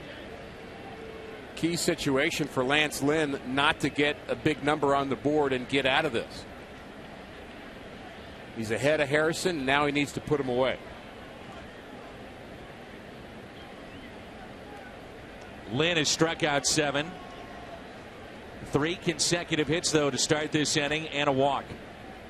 1-0 Pittsburgh, and a chance to do some damage. 0-2 pitch, wouldn't chase. I'd be interested as this game goes on. We talk a lot about pitcher-catcher communication, but maybe we can look for the next few innings of this game opportunities where outfielders are communicating, and see if Jimmy has some thoughts on that. Yeah, I've been watching these guys all night. They're looking back and forth, right and left. Well, Johnny and McCutcheon are right and left every pitch. I mean, you'd be surprised at how much is going on out here. 1-2. Just missed. 2-2. Way that Burnett is going. This next pitch, one of the biggest pitches potentially in this game. 2-2. Bases loaded. And Harrison trying to do some damage, hitting just .207 this year.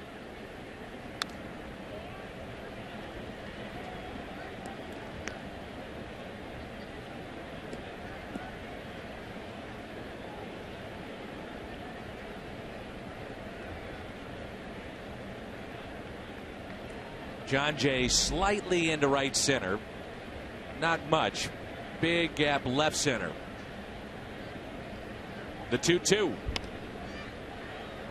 We'll do it again. Coming up, it'll be the 10th pitch of this at bat.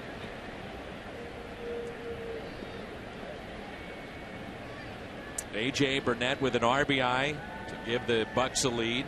His 4th RBI against the Cardinals, most against any opponent in his long history in the big leagues.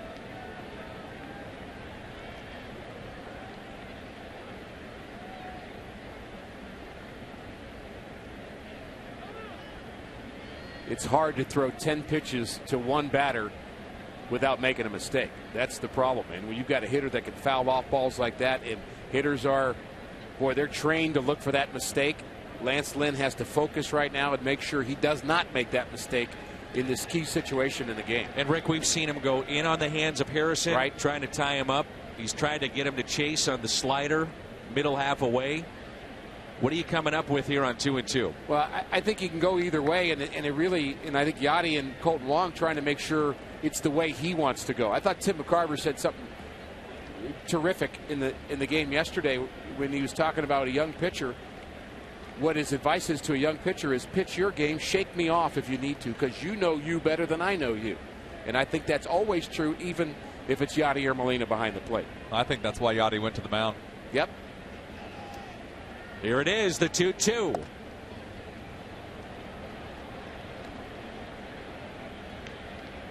So now bases loaded, nobody out, 3-2 the count. Jay now moving slightly to his right and almost straight up in center field.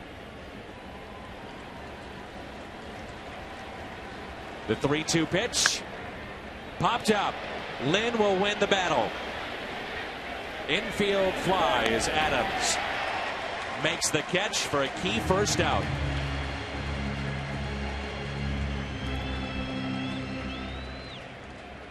Mentioned this earlier, the BJC Healthcare difference maker, what the Cardinals have done against McCutchen. This is since 2013. 246 against McCutchen.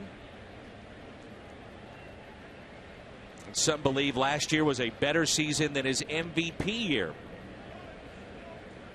Led the major leagues in on-base percentage at .410, and the first Pirate to do that since Barry Bonds back in 1992.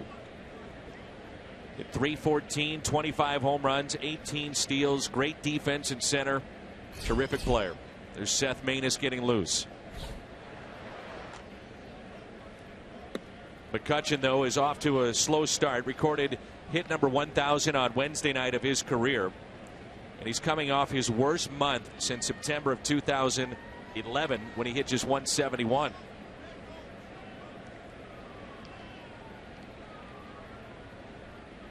.1-0 pitch.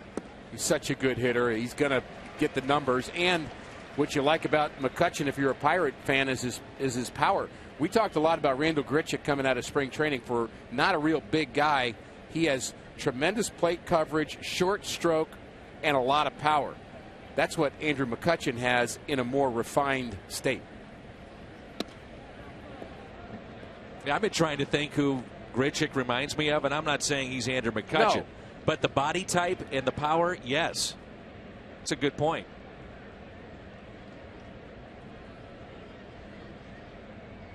Short, compact, powerful. The 2-1.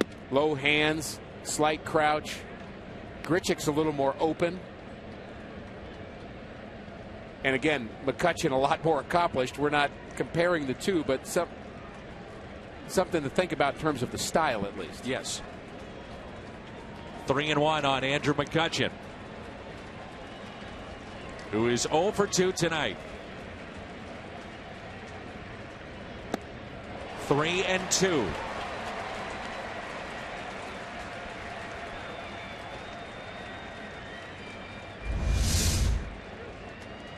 The 3-1 pitch, perfectly located, and I'll say it about the third time this inning. Big pitch for Lance Lynn, and I may not be done saying it. 3-2. Yes, got him on the inside corner. Strikes out McCutchen. Oh, how big is that?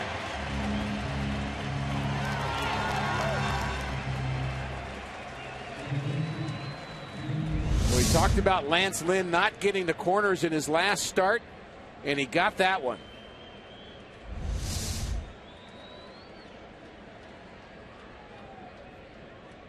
Even though the Pirates have scored in this inning, it still could be a transitional point in this game with the bases loaded, heart of the lineup coming up if he can get out of this. 2 outs, bases loaded, Neil Walker. And Walker hits a high fly ball down the right field line and foul. Well, Dan, the difference between giving up 1 run and giving up 3 or 4 or 5, you could almost say Lance Lynn could lose this game right now. He can't win it, but he can give his team a chance to win it, but he can lose it. So the downside is big when you're talking about the job that A.J. Burnett is doing, and as good as the Pirates bullpen can be 7, 8, 9. Here's the 0-1 to Walker. 1 ball and 1 strike. Cardinals will have Carpenter, Holiday, Adams due up home half of the 6th. Pitch count at 91 for Lynn. This inning's got to be taking a lot out of him right now. You bet. Mm-hmm.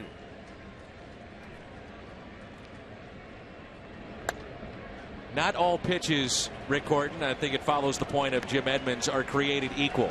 This is a grind right here. Yeah, it's one of the problems with pitch counts. Yeah. The 31 pitches that he's thrown here in this 6th inning definitely take wear and tear on the arm and the body, but it sure does help when you've got 40,000 people standing up cheering you on.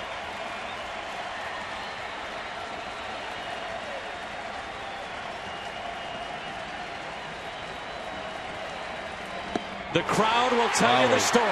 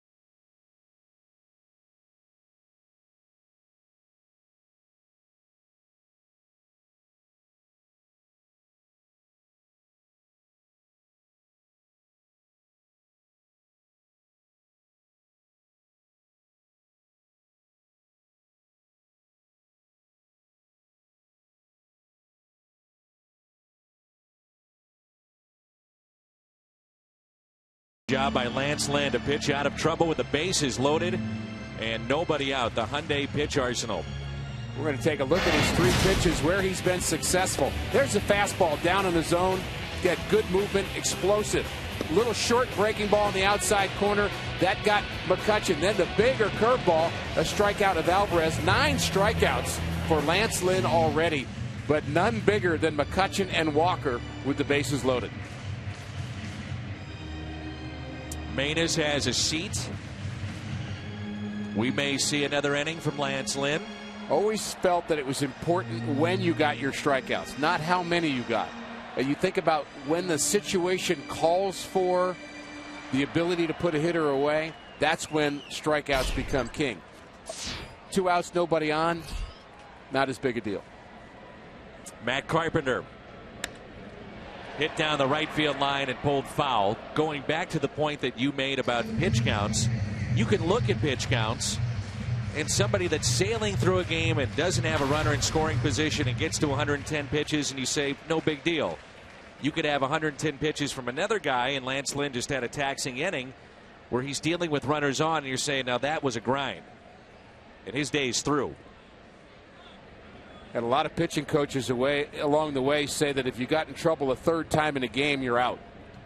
And the Cardinal minor league system was taught to do that. The pitching coaches, the first jam, okay, we'll see what you do. Second jam, maybe.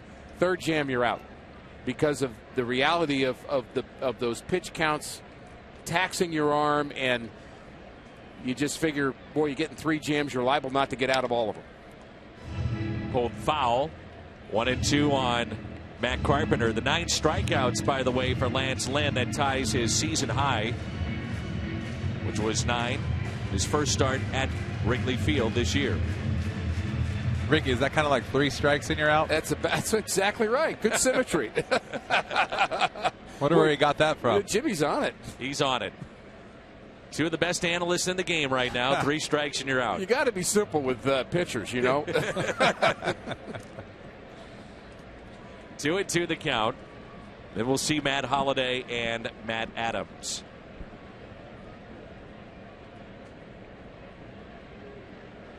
You know, Jim, I wanted to ask you about vision, and there's your bird's eye view of the outfield, and you talked about vision a little bit. Do you think, I've been kind of coming to the conclusion that vision is underrated for a defensive player as well as for a hitter, and maybe Carpenter's got good vision? Yeah, I think so. I mean, I definitely think that you have to have at least 20/20 vision. You know, I was 20/10 for a long time, and I know a lot of guys wear contacts, and I would imagine the better vision you have, the more you see spin on the ball, and the more you can react to things. And like I said, it's just one more of those things that you can chalk up to something that makes you better at this game. Ouch. And I've always thought that that's part of the reason it's harder to hit when you get older. It's not just your reaction, but we all know what happens to our eyesight. Well, yeah, and you know, it's funny, the last couple of years that I played, they start doing these different tests to you, too. They start reading kind of your depth perception and how fast you can track things. I don't know how they do it, but they do it, and they tell you you're starting to track things at a slower rate than you should be. And I found that kind of interesting towards the end of my career. It's a very interesting article a few years ago about the vision of Albert Pujols. It was extraordinary. I remember Carlos Beltran used to track tennis balls at 110 miles an hour that had big numbers on them, but try to read the numbers all the way in. I mean, think about that, training your eye. I do believe that down the road, that's going to be the next high-level performance training methodology that's going to come into the game of baseball. I think, and maybe a lot of sports, but particularly baseball, hand-eye coordination, so important to this game. Well, eye training, you're right. That's been going on for years. Since I was young in Anaheim, they would spit tennis balls with red and blue dots, and they wanted you to tell what color the dots were. 3-2, hit right side. Alvarez, what a play. Throws behind Burnett. And Carpenter has to get back to the bag, and he's in there safely. The rule is this. If you run through the bag at first base, you stay in foul territory, come back to the bag, you're all right. But the minute that you start making the effort, the idea that you would go to second base, you could be tagged out. And that could have been the case here with Carpenter. Well, it could have been, and it was. There's no question he's headed towards second base. And why is Burnett not tagging out Carpenter? He's got the ball and was not really aware of what Carpenter was doing, sliding in behind him. And I don't know whether, we talk about communication, defensive communication. He could not see Carpenter behind him. Somebody's got to be yelling, tag it. Give a lot of credit to Cervelli, too. I mean, on that play, what are the chances of the catcher moving over to back up that throw? Right. I mean, Carpenter, everyone on the field thinks Carpenter's going straight to second base. There's the backhanded play. There's the wild flip. Yeah, Carpenter definitely committed to second base. Got the ball, no tag. Now it's Holiday. Carpenter, the runner at first base. Jimmy, I'm curious. Matt Holliday has been one of the top hitters for the last decade. When he was with Colorado, where did you play him defensively? Because he can hit for power left center or right center. You know what? I haven't watched him as closely lately as I had in the past, but we played him deep into right center field as he stays inside the ball as good as anyone. Just like that. But like I said about Bobby Knopp, told me a story when I was a kid, and he said, "Where are you going to play Frank Thomas tonight?" And I said, "I'm going to play him deep in left center." He said, "Why left center?" And I said, "I don't know. It's where I think he's going to hit the ball." He says, "Well, if he hits a fly ball to left center, don't you think it's going to be a home run?" And I go, "I guess." And he goes, "Can you catch a home run?" I said, "Nope." He said, "Go stand." He said, "Go stand in right center when he's hitting, please." That's how he taught me. It makes all the sense in the world, too. You know, that's a really classic. does. It's a classic coach's conversation with a young player. Now, can you catch a home run? Little did he know. Yeah, he did. Well, you did a few of yes, those. He You're did. right. Exactly. Wait a minute. I said, "Wait." I would have told him yes nowadays. Just watch me, Bobby Knopp. That's right. Old school thinking. I loved it. And again, you see Holiday potentially trying to go to right there. 1 ball and 2 strikes.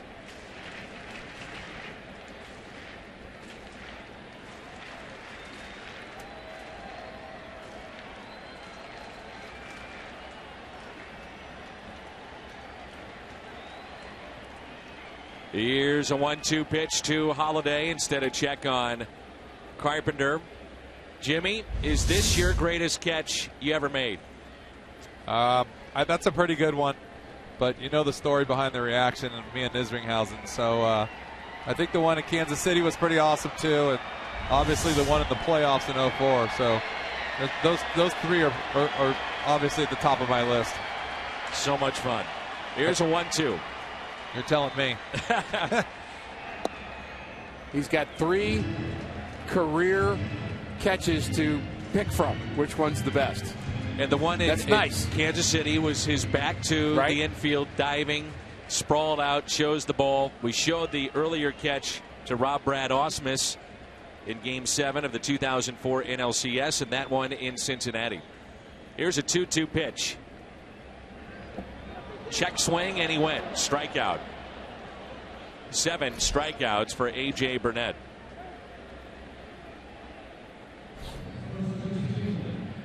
Pirates are here this Sunday. It's an ice cream Sunday. Kids can head out to the Ford Plaza. Games, prizes, free North Star ice cream treats while supplies last. Presented by Prairie Farms. Shift on here for Matt Adams. So Jordy Mercer essentially is even with the bag. Their shortstop is the third baseman. Harrison, who's at third, is now in the shift at second base.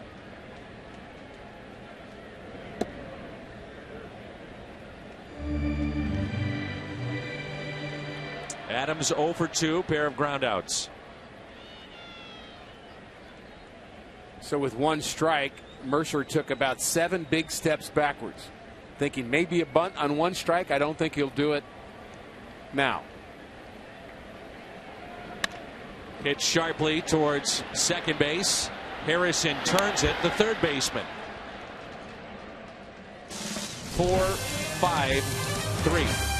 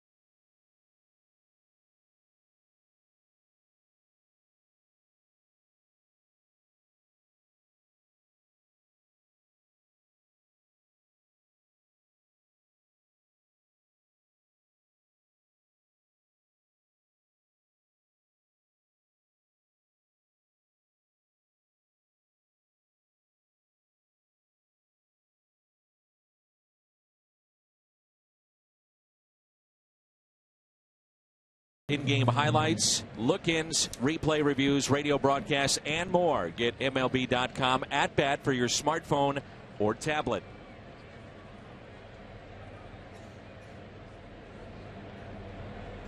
Lance Lynn pitched out of trouble last inning. We'll see if it carries over the grind of that inning. Here to the 7th. You get to this point in the game, you ask the question, what's left in the tank tonight? Big, strong guy, still throwing hard. And there's strike one to Starling Marte. Well, it's a little thing, Dan, but one of the things I was hoping for in the bottom of that inning was a bigger Cardinal response to that one run, which would have meant a longer half inning and more time for Lance Lynn to maybe regroup. You can get winded. If you throw 30 pitches in an inning, you can actually get winded, and that extra rest in between innings can sometimes be a help. 1 ball, 1 strike on Marte. He's fly to right, struck out swinging. Lynn has struck out 9. Ground ball hit to short. There's Johnny Peralta up with it quickly and a strike to Adams. Boy, Marte can fly down the line. The Mazda game summary here tonight. What has been an outstanding ball game thus far. Pitchers duel. A.J. Burnett still in the game, 6 innings. Cervelli 1 for 2 of the runs scored. Lance Lynn 6 1/3 thus far, and Matt Carpenter is 1 for 2. The Mazda game summary. Pedro Alvarez. So Jim Edmonds, here is a true power hitter. In power, for the most part, is out of the game right now. There are exceptions to that. Here's one of them. A true power hitter in Alvarez. Would you play him any differently in terms of playing in or back with a guy like this? It's funny you say that. Johnny, just as soon as Yachty went outside with the first pitch, Johnny took 4 steps back. Right there, he set up inside, and he came in 3 steps. So there's a method to the madness. I think that he just thought that if he lets a ball out over the plate, he's going to get a hold of it. You're going to back up a little bit, and then you got to expect him to make his pitch. So he goes inside, and he expects to jam him a little bit, and he did, and he stayed right where he was at. But, yeah, you give him a little bit more room. And, Jimmy, that ball was hit right at John Jay, and we say all the time, is that the toughest play for a center fielder, a ball hit right at you? You know, it's the one that doesn't get, right at you as a line drive, because they teach you to, if it's below your hat, basically, you have to come in for it. And if it's over your head, obviously you're going to go back. But those in-between balls are hard to judge, especially if as big and strong as guys are nowadays. And the ball gets out there in a hurry. Francisco Cervelli.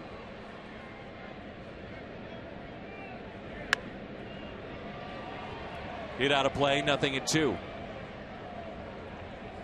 Well, we're getting our answer about Lance Lynn. Plenty left in the tank. I was just going to say the same thing. He's working quick and making good pitches and not wasting any energy in this inning.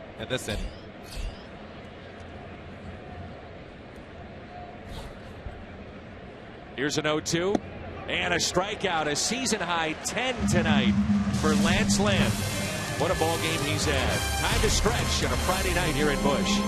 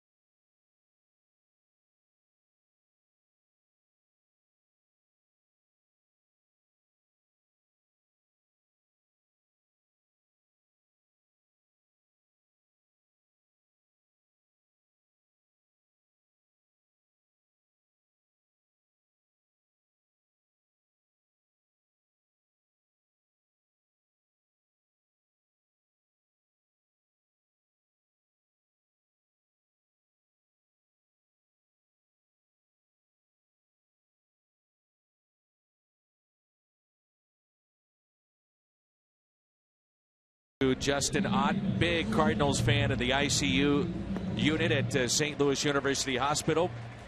Want to mention to Justin, get here soon, back to the ballpark. So thoughts and prayers to Justin Ott.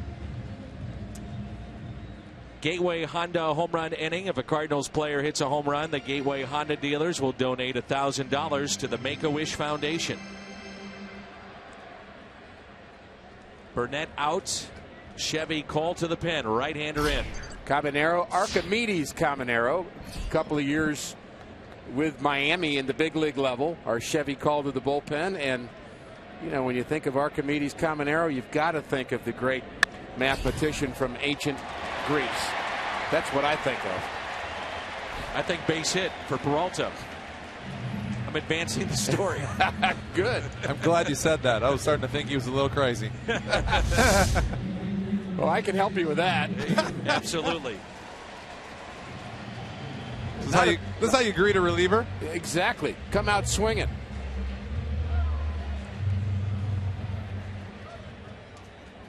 You know, it's one of the things, Jim, that people sometimes don't like. You're down and they want you to take a pitch, but for your philosophy, even late in games with a chance to swing the bat, are you looking for that first pitch when you come to the plate? Well, you know what? There's so much technology these days. These guys know exactly what he's trying to do. They know if he's got control.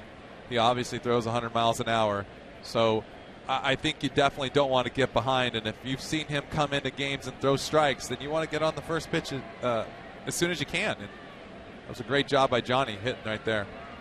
Jason Hayward. A little surprised, either one of you, that Burnett at 97 pitches is out of the game, the way that he was rolling? I'm not terribly surprised because I know the arm that this guy's got, and I know how good they can be in the 8th and 9th inning for Pittsburgh. And I think Clint Hurdle wanted to roll the dice with his bullpen. He's done that quite a bit the last couple of years. He has had a lot of trust in his bullpen. Burnett did his job. I'm not fully surprised. Yeah, I was going to say the same thing.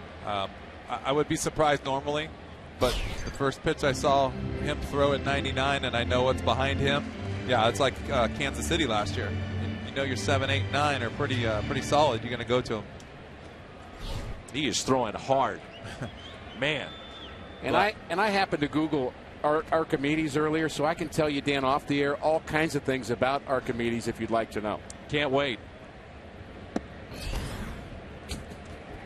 You know, what's great, though, is when you have your first game telecast, the rookie has to take everybody out to dinner later. So we'll just do it. We'll just do it over dinner as Jimmy pays. There you go. That's the best idea. I've known you a long time, and that's the best idea by far you've ever had. Thank you. This is always thinking. This is a long day at the ballpark without being able to go inside and eat in the locker room. Spoken like the true athlete you are, Jimmy. No, when you're a player, you're refueling. When you're an ex-player, you eat. Uh-huh. Or broadcaster. Right. Sure, the guys in the truck got catered food down there. Oh, sure. Yeah, right. Sure they do. They can come along, too. 3-2 pitch. Runner goes. Hayward hits it down the left field line and out of play.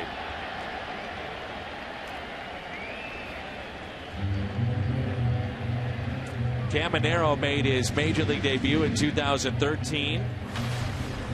Again, was called upon to help the Marlins last year. He was in the Dominican Summer League. Had Tommy John surgery in 2011. He's always been a reliever, never in a rotation. And as we've seen here, a live arm. 3-2 pitch. Runner goes again. And we'll do it again.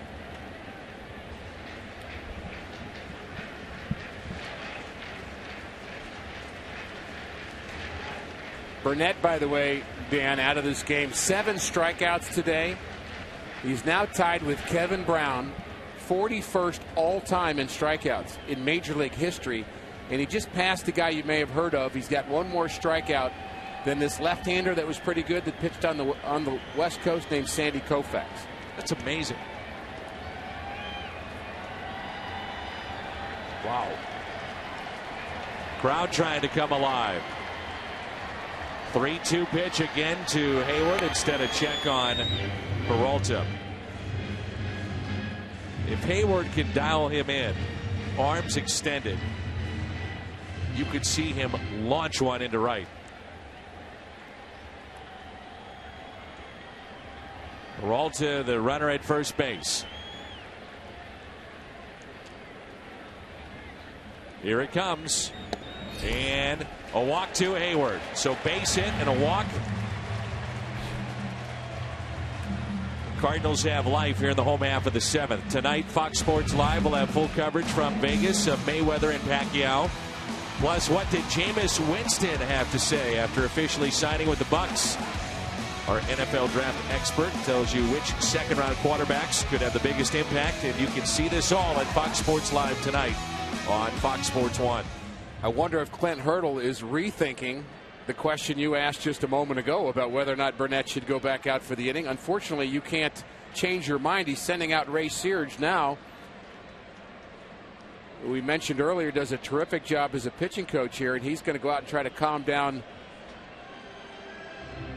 Archimedes. But I think more importantly, he's trying to get a reliever a chance to get ready because they see something in him that doesn't look right.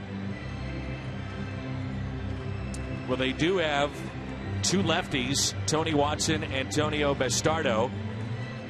And that's Jared Hughes, the right-hander. You'd have to figure they'd get a lefty up for Colton Long.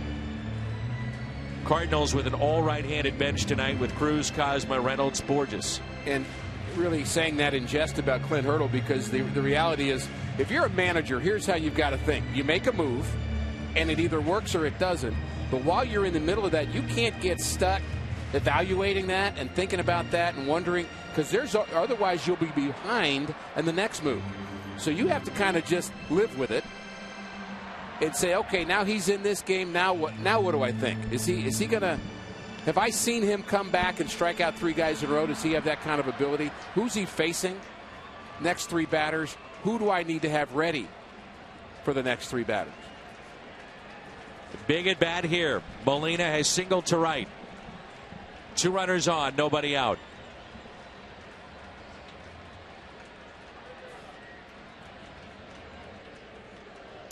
Wondering about the outfield arms. All are plus. Marte, McCutchen, and Polanco. They're trying to keep Peralta close to the bag at second. First pitch to Yadier Molina.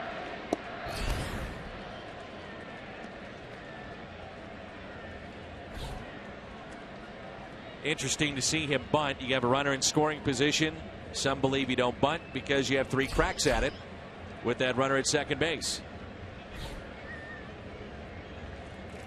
Well, what you don't want is the double play. That may be part of the thinking. 1 ball, 1 strike. And right now what they're trying to do, they're keeping the runner Peralta close to second. Alvarez is charging, so this bunt needs to go towards third. Really, anytime it's first and second, the better option is to bunt the ball to the third baseman because that will vacate that third base bag. The only way a team can combat that is put on the wheel play and have the shortstop cover third, but you're not going to do that with Molina at the plate. So bunt it hard to the third baseman. 2 strikes.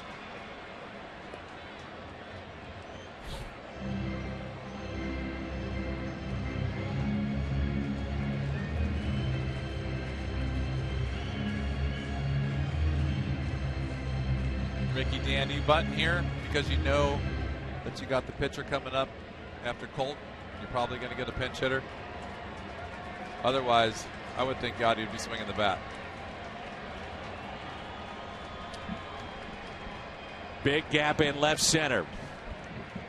And the 1-2 pitch. He's swinging it now. Well, yeah, for sure now, but I meant in that situation. Right. If anybody was wondering why he would be bunting at home. Pinch hitters available. Think maybe Borges would be first off the bench today. Broken bat and caught it short to second. Double play. What a play. Jordy Mercer to Walker. Double play. inches away from maybe a tie game. And it turns into a double play. And Peralta standing at the bag at second base just to make sure that they do not want to review it or challenge it. Let's see here. Well, Peralta's caught in between. He knows that he might catch the ball, but he starts just a tad too late trying to get back to the bag. Now, he thinks he's safe, and he might be right. He is right. Well, again, if you go back to the ball has to be at the back of the glove to see it for it to be a catch. You know, we talk about it at first base. Well, in this case, the second base bag. So the foot is there. The ball may be in the glove, but you still saw a little of the white sticking out. Exactly right. And I got to tell you, and I'm risking alienating everybody by saying this and alienating both you and Jim. But I'm absolutely amazed at how good umpires are since we've started this replay situation to be able to have challenges and reviews. Most times they're right. Or when we slow down the play, we see just how good they are on stolen bases. I think they got this one wrong, but to me, they're right more than they're wrong. The crowd has just seen it. The video board here at the ballpark. We both believe it'll be overturned. Jimmy, you do as well, I know, because you're seeing it through Cardinal red glasses. So yeah, I became a fan there for a split second. I'm sorry. Thank you. Started to sound like those guys in Chicago. Well, the important thing is, what does the guy say on the other end of the back phone there? Right. Yeah, I've seen some pretty clear situations that were not called the way I thought they were. Commissioner Gordon says safe. Fortunately, that one worked. Of course, we have Commissioner Rob Manfred, but you're referring to Commissioner Gordon of Batman fame. I said it was the back phone, didn't I? Exactly. Jim Hayes is the Joker. I thought he was Alfred. Well, Clint Hurdle heading out to the mound. That'll be it for the hard-throwing right-hander. Colt Wong due up. He'll face a lefty when we come back. Or Chevy called to the pen.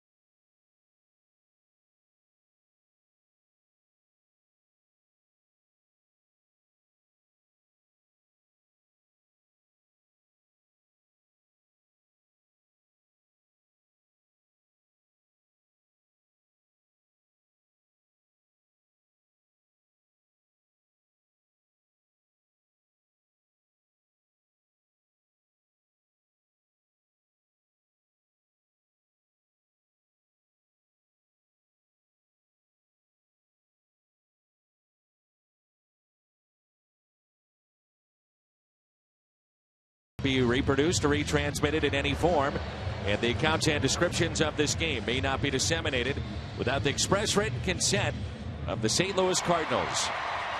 Our Chevy called to the pen, Antonio Bastardo. You know, Colt Wong in his career against left-handed pitching, albeit brief, is actually hit much better against lefties than righties. .286 against left-handed pitching, .236 against the righties in his career, which may surprise some. Yeah, that's an impressive thing for a guy like Wong, a young player, to have that kind of plate awareness against left-handers. It shows me that he's able to hit that breaking ball from the lefties and stay on it and take it the other way when need be. And this is a tough left-hander. He's not maybe the guy he was a couple of years ago, but when Bastardo was good with the Phillies, he was lights out good. Comes to the Pirates in a trade for Joely Rodriguez. Runners at first and second, one out. That ball in the dirt. Remember, they used to have, along with Tony Watson, they had Wilson, Justin Wilson, and he was the centerpiece of the deal going back to the Yankees for Cervelli. So Justin Wilson, that lefty, is now with the New York Yankees.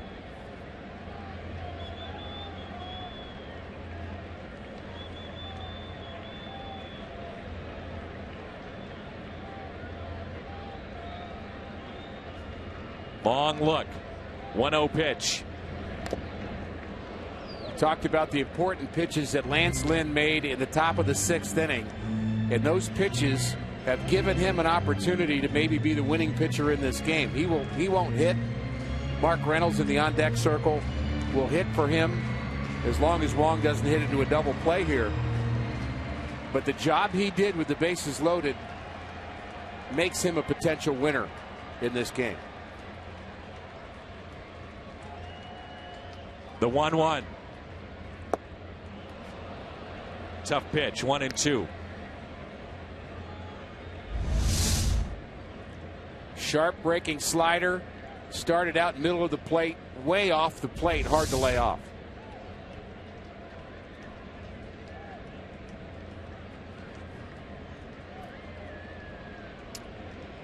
One-two pitch to Colton Wong. Jim Edmonds, when you face the lefty-lefty matchup, you being a lefty hitter, idea to go up the middle, other way to keep the front shoulder in? Try to stay on the ball, try to swing at strikes. A lot of these guys, when they come in, you're the only guy that get to get out, and they try to get you to chase that slider, especially with guys in scoring position. That's the operative word, isn't it, Jim? Try. I mean, this is not an easy game, and the pitcher, you know, he knows what he's doing, and he's going to try to exploit that, try to tease him with that slider, make it get part of the corner and make you chase. These guys coming out of the bullpen are good at their job, and they really do throw that slider that looks like a strike and ends up a ball. 2-2 in the dirt. Now 3-2, Jimmy. What are you thinking at this particular pitch? It's a big one. Young hitter. Do you have to go with the slider here if you're Bastardo? Well, I was going to say they won't give in. A lot of these guys will not give in. They would rather, it seems to me, guys would rather let up a walk right here than a big hit and let the next guy come in and try to put out the fire. So I'm still not letting it fly if I'm the hitter right here. I'm still trying to stay on the ball and swing at a strike. It's one of the huge differences I've found, guys, between AAA players and big league players. I mean, Bastardo believes he can throw a slider for a strike as well as he could throw a fastball for a strike, or he wouldn't be a reliever in the big leagues. And you've got to believe that. Now, it may not be true, but you've got to believe that, and you've got to go with your best stuff. I'm guessing slider here. I still can't hit it, but I'm guessing slider. 3-2 on the outside corner. Wong can't believe it.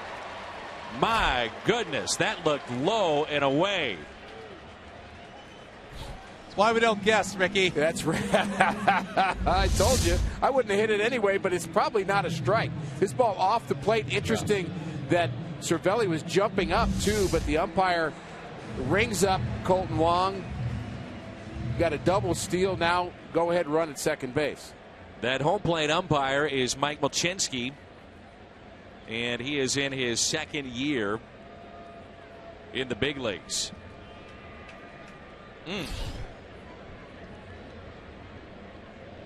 I would say he's been fairly consistent. McCutchen wasn't out either early on. Nope. Look at the hustle. Come on. Come on. I'm tired just watching it. Woo!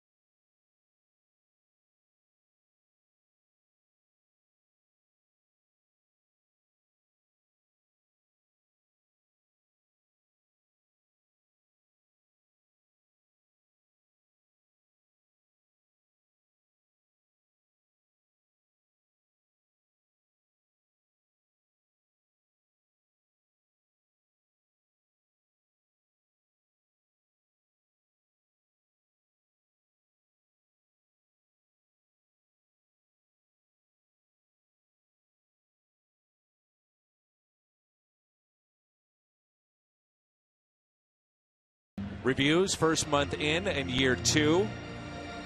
Some of the stats, I like the average time, 1:47. That's been dropping. But again, 42% overturned of the ones that they look at. Think of the number of times that the manager comes out and they decide not to. I mean, that's another whole large number. So again, I think the umpires do a great job, and you'll have to excuse me for saying so. You're excused. Here's Reynolds. First pitch, I know it's foul. No, it's not fashionable to be nice. Be nice to the umpires, Ricky. I do think they do a great job. It's hard. I umpired once when I was 12 years old in a Little League game. Missed my first call, and Dad yelled at me, and I said I quit. And all Jimmy did was chirp the whole time. He used to be up here trying to cover for him. Reynolds chops it foul again. Jimmy didn't like a call. He used to always fiddle with the dirt with his feet, head down. It had words with the home plate umpire. Numbers for Jared Hughes. Am I right, Jimmy? Well, they know when they miss a pitch, and they should know that you know. And I always firmly believe that I was taught not to show anybody up, keep your head down, and just talk to them a little bit about it. Hopefully that would earn some respect and let them know you knew where the strike zone was. Very nice. Most of the time that didn't work. Up the middle with the shift against Reynolds. This game is tied 1-1. A broken bat. Infield hit for Mark Reynolds. The Cardinals will take it.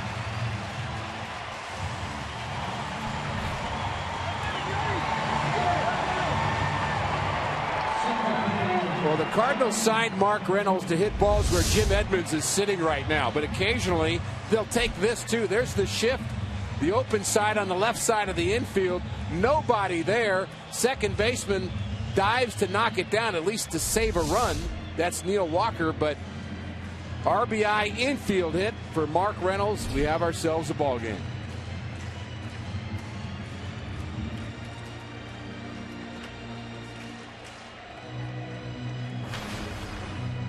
John Jay, runners at first and third. And now Clint Hurdle will be making another move, and it looks like he'll bring in Tony Watson.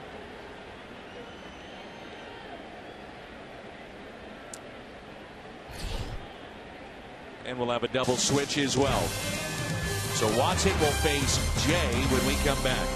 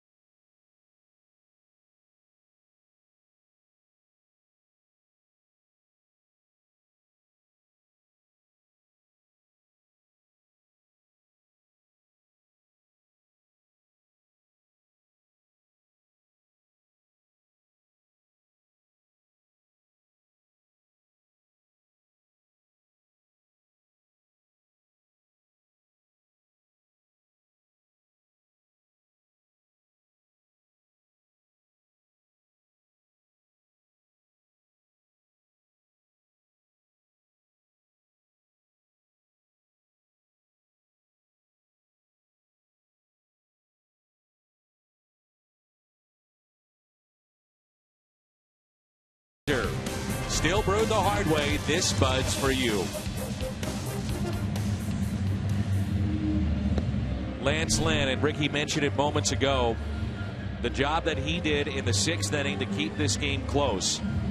Bases loaded, nobody out. He got Harrison, McCutchen, and Walker. Kept it 1-0. And a new first baseman in for Pittsburgh.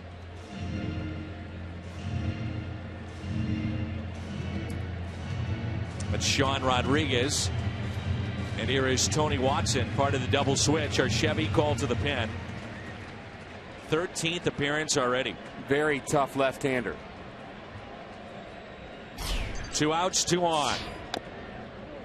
You know, a real key, Rick, when you look at this game, Mike Matheny starting the runners with Wong at the plate. First and second, he starts the runners.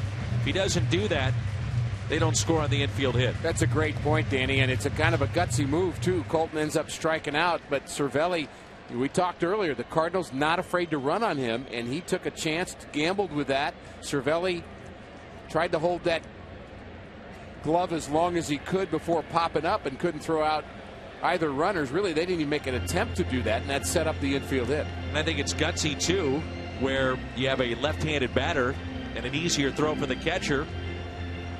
It's not impeded to go down to third. So stolen bases for Peralta and Hayward on the double steal, a key part of that inning. Here's a 1-1 pitch to John Jay. Ground ball, and it's a race to the bag. Jay is tagged out at first. Sean Rodriguez in and out of the glove. The ball finds you just in the game in a key spot, and he tags out Jay.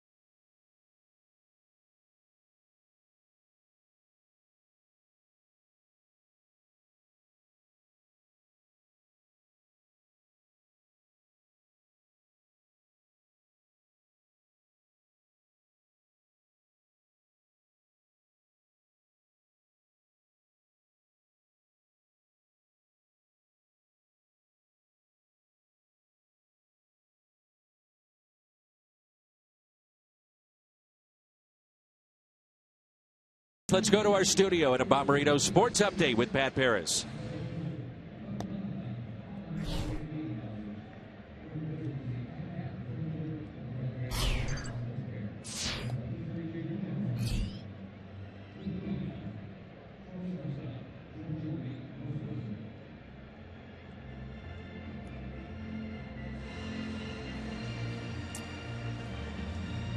Well, I'll start with you, Ricky Horton. He did it at Fenway Park. Your reaction to A-Rod tying Willie Mays. What do you think? Well, Willie Mays is one of my favorite all-time players. So, it's just so hard for me to know exactly where to put A-Rod. I mean, he's a guy that I think we know is a great player, but you just have kind of mixed feelings about him. But Willie Mays, I mean, he's just one of the heroes of this game. Ricky, are you really that old? I saw Willie Mays play at the end of his career. I did not play with him, Jim, but I saw him play as a Met at the end, and he had diminished skills, but it didn't matter to me. He was bigger than life. Leave it to Jim Edmonds on a historic night to say, Ricky, are you that old? You know what I should have said? Yes. It would have been easier. Not at all. Not at all.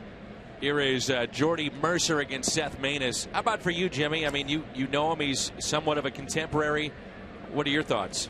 You know, I have mixed emotions, and I just don't want to overstep my bounds. I think no matter the way you look at it, the same thing with Mark McGwire. I mean, you still have to hit the ball. You still have to hit home runs. Apparently, if you performance-enhancing stuff helps, but that's a big question, and who did it, who didn't do it, how many people did it. So I still think it's an amazing feat, and I'm sure there's a lot of people out there that don't agree with that. But it's still a question mark, I think, as far as passing a guy like Willie Mays. I think Willie Mays is, second in line behind Babe Ruth in a lot of people's eyes. So. And what's amazing, and you could also bring up the P. Rose situation as almost a parallel to this, and it's you have mixed emotions, because it's not that you don't recognize how great the player was, and Pete Rose, of course, is trying to get reinstated, and questions about whether that will happen from having bet on baseball. And the guys with the steroid era, you're not really saying they weren't great players, you're just kind of wondering what to do with that. Watch Hayward here. Fires into second base. Oh, my! Oh, what a throw! Bullet from right field. Wow! Wow! Is that fun to watch? I didn't want to overstep the play, but I was going to say, watch this. He's going to be out, because I had a great angle. I was just hoping one of the fans didn't touch the ball. Right on the money. That's a strike, and that's an out. You can't throw it any better than that, boys. That was terrific. That's Sean Rodriguez, by the way, just came into the game. His father is a player, or is actually a coach in the Cardinals minor league system, and Jason Hayward just schooled him there. Johnny Rodriguez, A-ball manager. I talked to him about his son, Sean, and with tears in his eyes, he says, I just love to watch him play. I'm not sure he loved watching that play. How good was that throw? Man, is it fun to watch guys throw. And because we have Jim Edmonds here, it's a treat to talk about outfield defense. Jimmy, I always felt, and I'm not sure if you believe this is fair or not, they're going to review the play.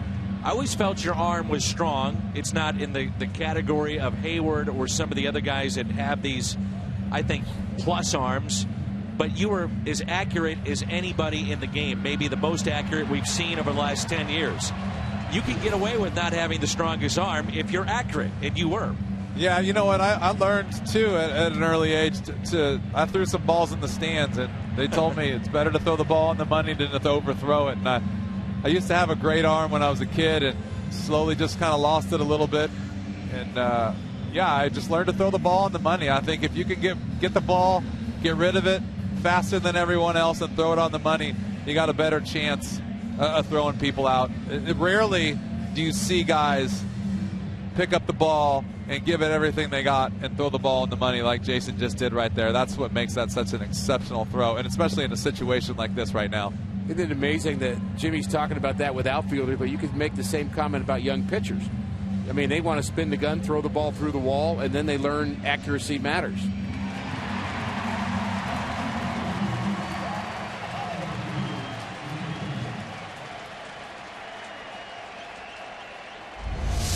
On the money.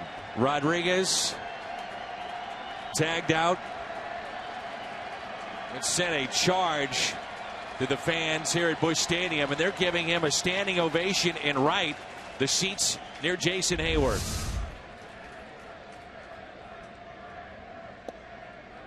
Now it's Gregory Polanco. Jason Hayward just acknowledged the crowd. He'll get a huge ovation when the Cardinals come off the field as well, and we'll follow him in and let you take in the crowd. Here's a 1-1. Ground ball. Nicely done, Jason Hayward.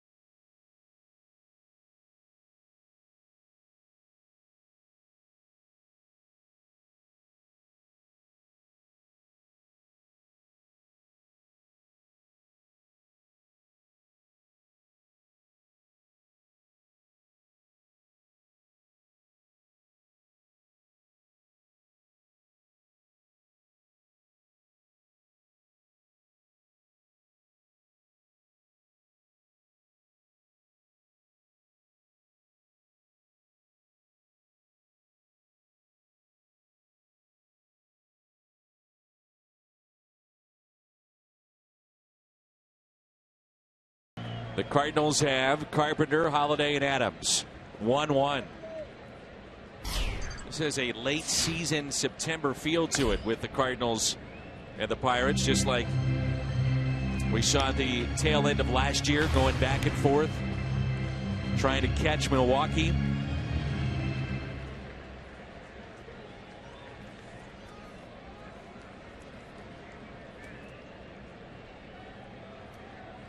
Jason Hayward, tremendous play in right. Carpenter trying for another multi-hit game. And Matt with 15 multi-hit games already.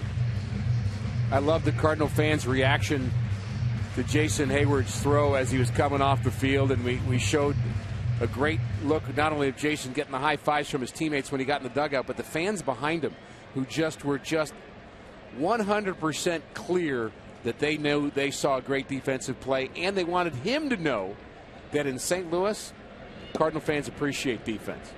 They understand good defense. They've seen Jim Edmonds play center. They've seen Ozzie Smith play short.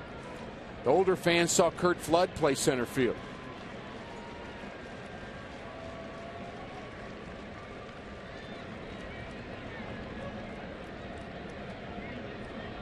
One-two pitch to Carpenter.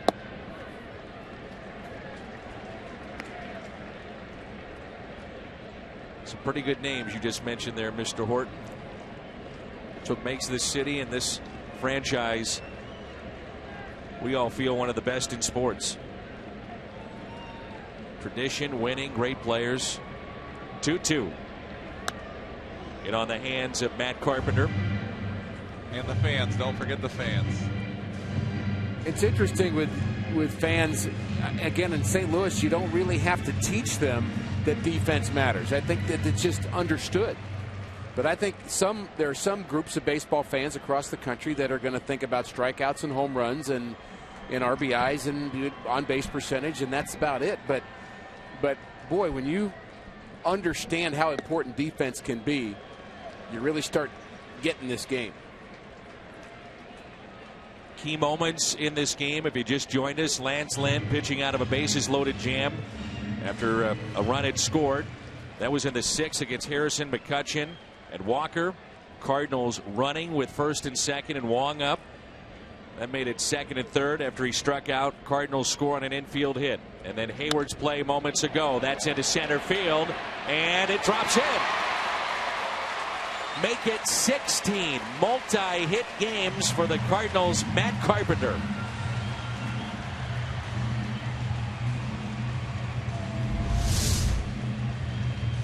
Carpenter gets jammed on this.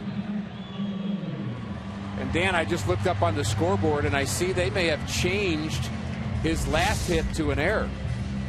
They originally had scored it a hit. Cardinals now with just 5 hits in this game.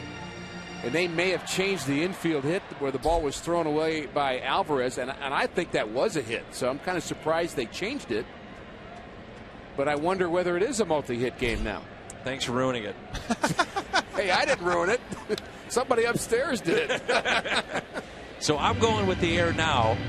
But I'm going to say after the game it's changed back. And I'll line up right behind you, Dan, because I hate to disappoint you. And then we can high-five each other. Yeah, great. Chest bumps. At Jimmy's place for dinner. Jimmy's place. Come on I over. like it.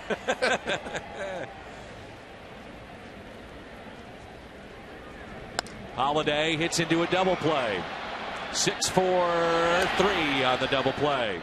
I believe that's only the second double play that Matt Holiday has hit into this year. That is the second double play turned by Pittsburgh tonight. Carpenter doing his work, trying to slide to disrupt the throw. Did all he could do. Remember last year, Matt Adams, Colt Wong, back-to-back nights with walk-off homers against these Pirates. Tonight he is hitless. 3 groundouts. Shift is on. Pitch inside. I'll ask both of you. You have a shift here with Matt Adams. First of all, Rick, a shift here. How would you pitch Matt Adams with the shift? I would pitch him the same way I wanted to pitch him, whether there's a shift or not. Ooh, I like it. And the reason is, and I want Jimmy to expand on that, but I think if a pitcher pitches to the shift, in your mind you're losing half of the plate. You're saying, well, don't throw the ball away. Well, what if I'm gonna? I mean, that's what I do. And just because there's nobody standing over there, you know the defense is going to play at the optimal place that the coaches find for success. But I've got to pitch him the way I'm going to get him out. So you like that bunt, Jim?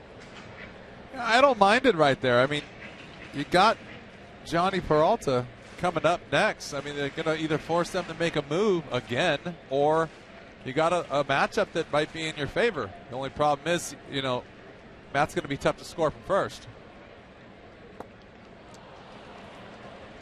Bat nearly came out of his hand, and he strikes out. Watson has come in. Recorded 4 outs. We're tied up 1-1. We head to the ninth.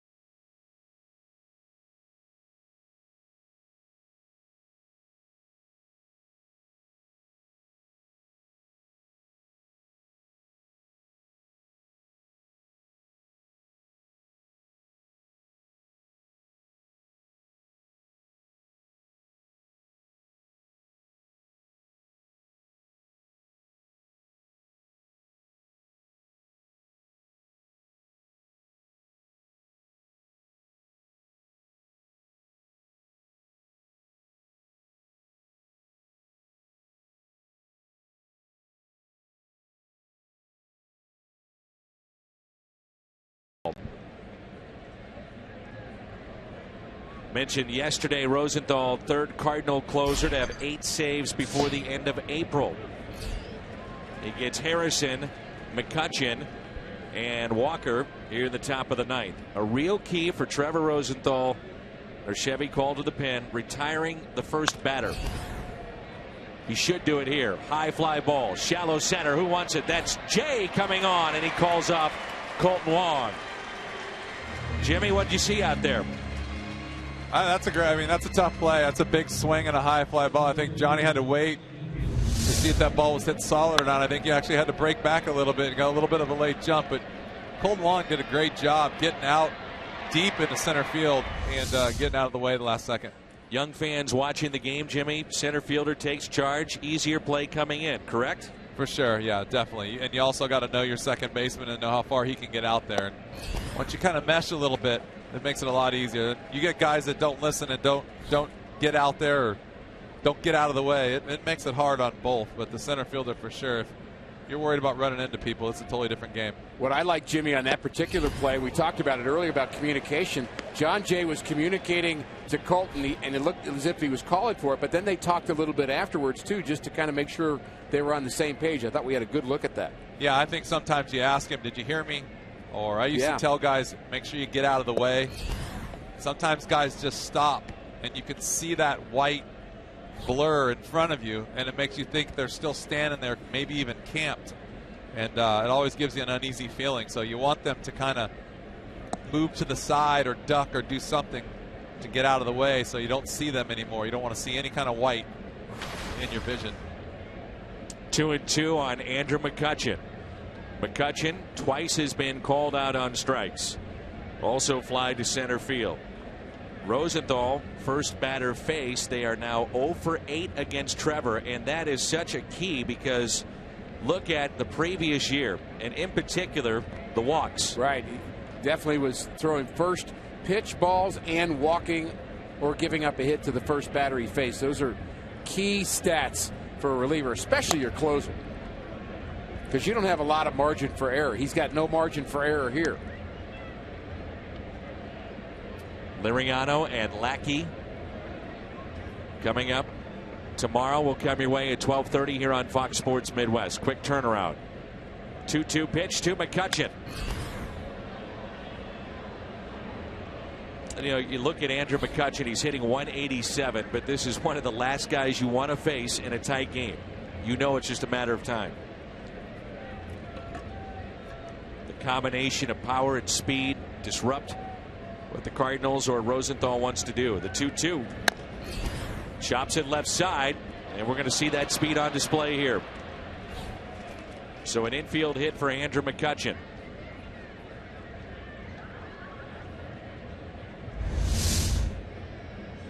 There's that hole on the left side of the Cardinals infield. Matt Carpenter taking the double away from McCutchen. He was guarding the line, so a big hole on that left side, but doesn't really matter whether an infielder gets to that. They're not going to throw out McCutchen. Now you've got a guy with pretty good bat control at the plate. Walker's had quite a few big hits against the Cardinals in his career, in late innings especially, but having a rough night so far. Hit and run a possibility, straight steal a possibility. Ricky, being a reliever in tight situations like this, you had a great pickoff move, but for a right-hander, and you were a pitching coach, what would you tell Trevor Rosenthal? Because you have to be careful not to speed up, even though McCutchen's the runner at first. Yeah, I would rather have a pitcher hold a runner by varying his time to the plate than mess with his delivery to the plate. And I understand that, you know, people want to be 1-1 and 1-2, and they become a science with that in terms of how quick you are with your body to the plate. But Rosenthal's fastball is pretty quick on its own. I mean, it doesn't need a lot of help. So it's getting up there at 98 miles an hour. Just do your norm. The pitch matters more than the speed to the plate. A changeup on 2-0. Dan, we saw that quite a bit in the 80s, long time ago, but Cardinal fans that remember those times and what Willie McGee and Vince Coleman would do to pitchers who altered their delivery, what they would do is give up doubles to Tommy Herr and Jack Clark because they'd make a bad pitch up in the zone. McCutchen against St. Louis, 12 stolen base attempts. If you're wondering, 6 steals.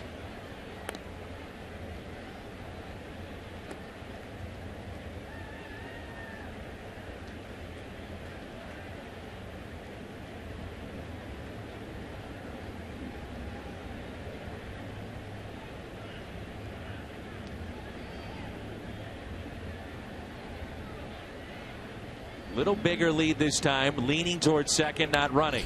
Fouled back and a good cut. It's now 2-2, and that was 96 on the gun. We've seen the workload of Rosenthal be spaced out a little bit more this year, and he seems to be fresh coming into games. We'll see if that holds true tonight. Crowd starting to come alive. 2 balls and 2 strikes. Part of being fresher is not throwing 30 pitches in a minute. Ground ball that's hit to short. Out at second. The turn. Oh, what a turn! What a turn by Colton Wong. I didn't think they had any chance. 6-4-3 on the double play. Pirates aren't sure about that out call at first base, and we may have a conversation about this one, but it doesn't negate either way the turn of Colton Wong. And McCutchen is limping out at second base trying to break up the double play.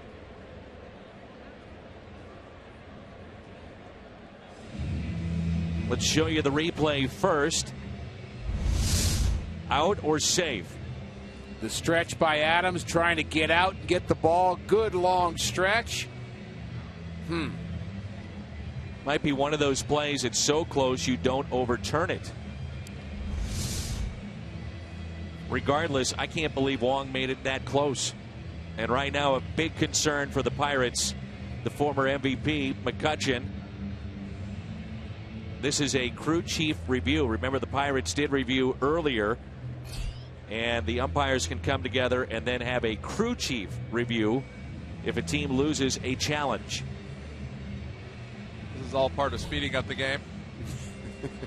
Jimmy. Sorry. Pipe it down over there. It is interesting. Well, I'm just trying to figure out because the rules seem to be somewhat a little foggy to some of the people watching from the outside in. And he is safe. Oh.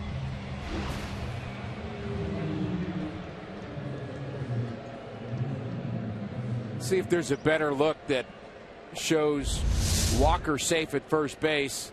Is the ball in the back of the glove? Now. That's really close, don't you think? Very close. Yeah, I think he's safe. On that angle, I think he's safe. So close, though. I say it again. Usually, more times than not, those bang-bang plays do not get overturned. Unless it's pretty clear-cut, they don't overturn it. Well, we'll have to wait and see on the condition of McCutchen, but I think they would have rather lost the review and keep McCutchen than the other way around. You bet. Now it's Marte.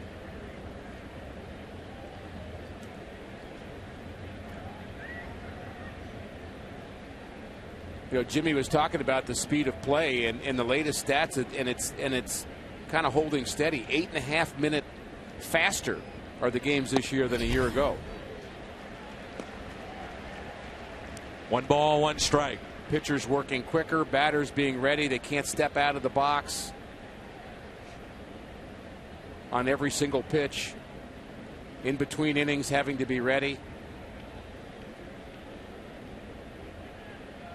Here's a 1-1 pitch from Trevor Rosenthal to Marte. Now strike 2. Lynn and Burnett started this game. They have faced each other 5 other times. That's the most for Lynn against any other pitcher. Each pitcher with a win. 2 of those games were decided in walk-offs.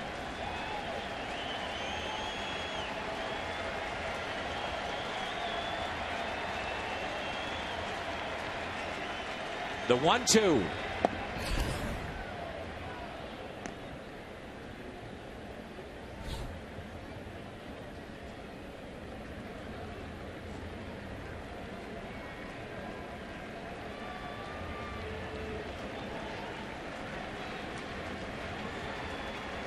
The 2-2.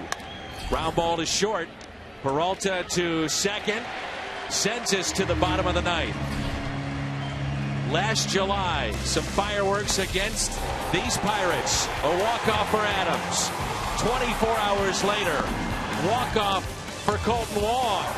Will we walk it off tonight in 2015? We'll find out. Bottom of the 9th coming up.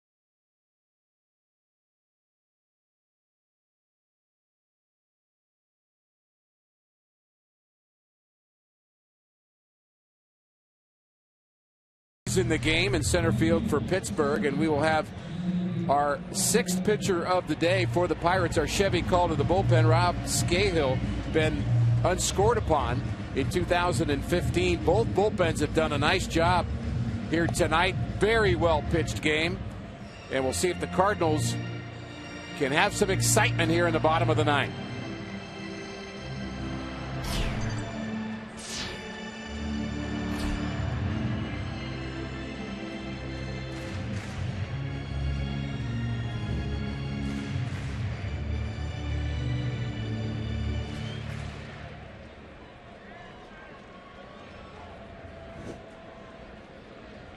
Johnny Peralta.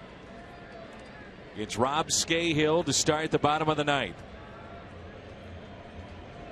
Peralta with a pair of strikeouts and also has scored the lone run for St. Louis back in the 7th. On an infield hit, Mark Reynolds. Guarding the line down at 3rd. 2 balls, no strikes.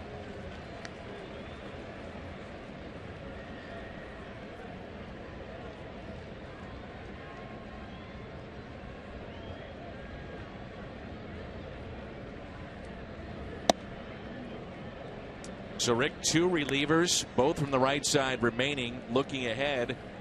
If you go to extra innings, Melanson and Liz and Scahill. That's it for the Pirates. Cardinals much stronger because they've just used Manus and Rosenthal for an inning apiece.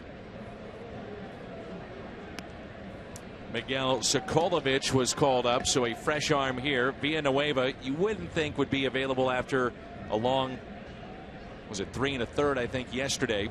But a lot of other choices. Jordan Sure. Walden, you have Belial who could pitch again, and Sigerson choked from the left side.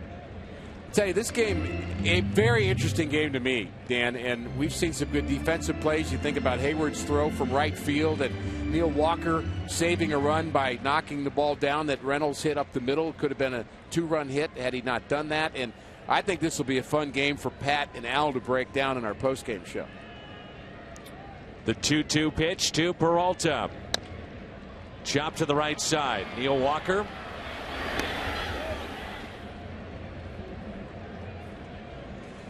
Brings in Jason Hayward. It would only be right if Jason Hayward would walk this one off. Get your call ready. Spontaneous. Put your money in the jar, as they say. Start writing this down. Yep. Jason Hayward does it for the. Okay, got it. About Jay Hay, goodbye.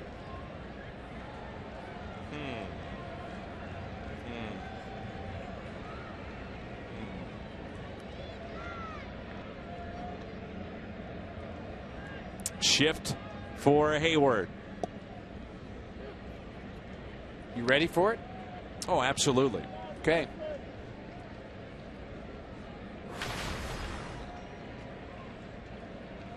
Hanging slider. 0-1 pitch. Hayward hits it the other way. Get going, ball. All right, foul ball. I said be ready. You told me I was getting ready. That was a hanging slider, by It the way. was. It just hung a little bit too much. Too far to reach.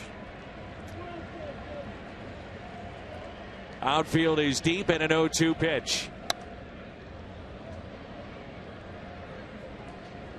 Hayward has walked twice and grounded out to second.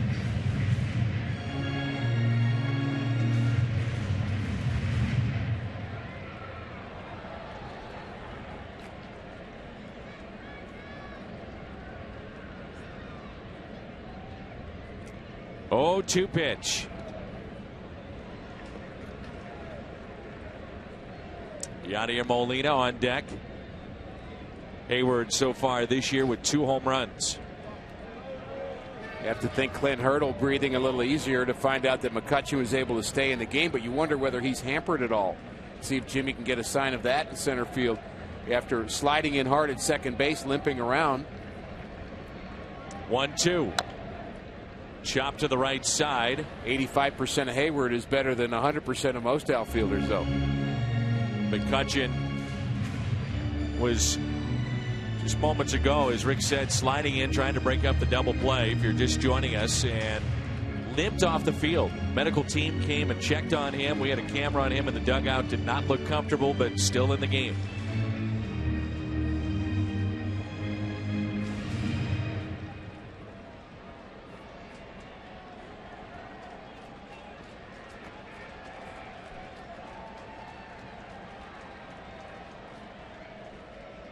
One-two pitch. Strikeout of Hayward. Matt Belisle is throwing in the Cardinals' pen. 2 outs, and it brings in Yadier Molina.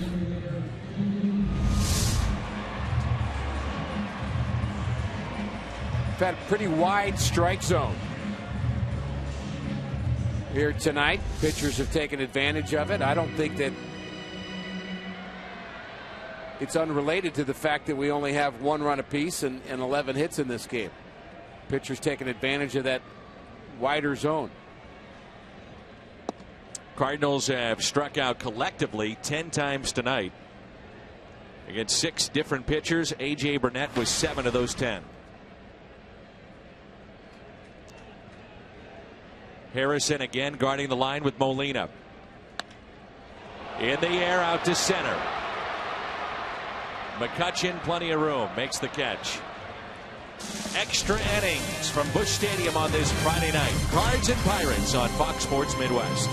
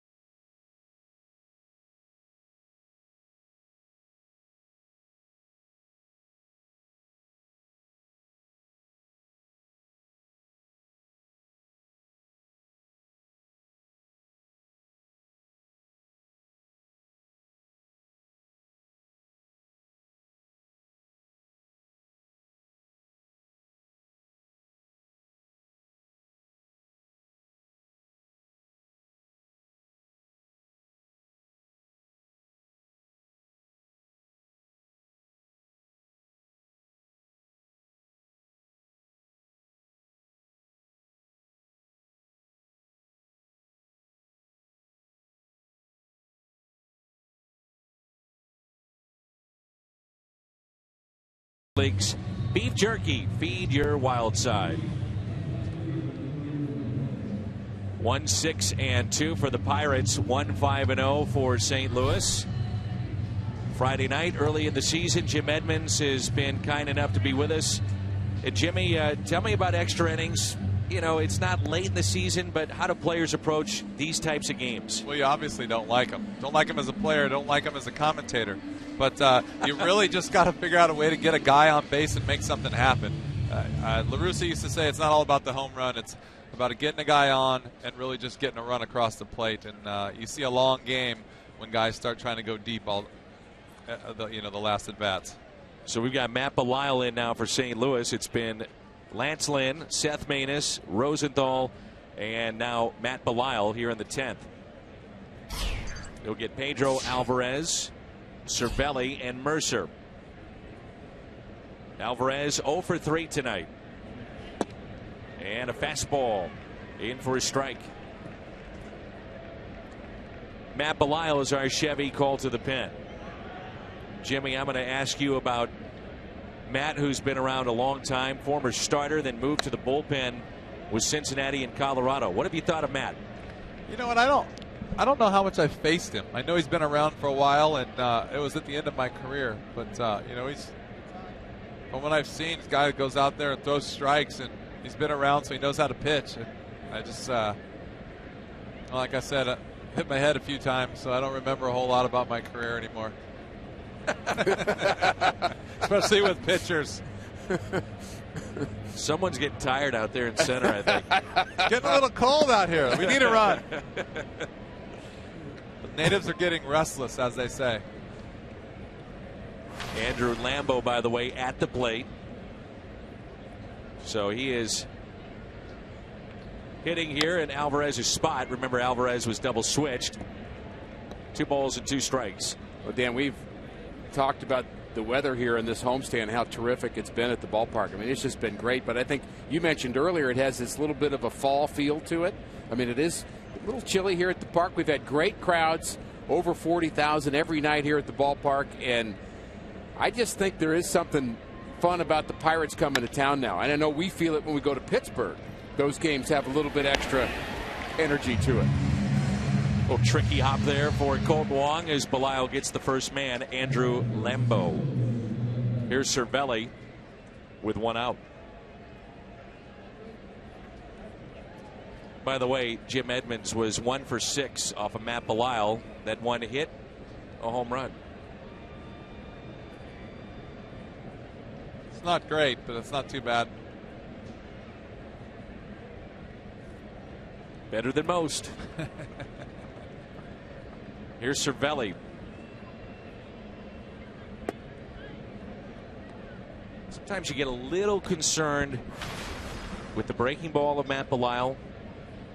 It can be flat at times, but more times than not, his stuff has been really good. That pitch was up and a base hit out to left.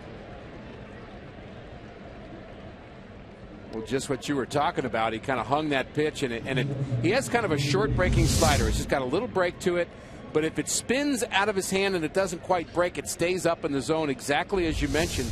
And that's when Cervelli, eyes pop out of your head and you just jump on it and you realize the pitcher's made a mistake.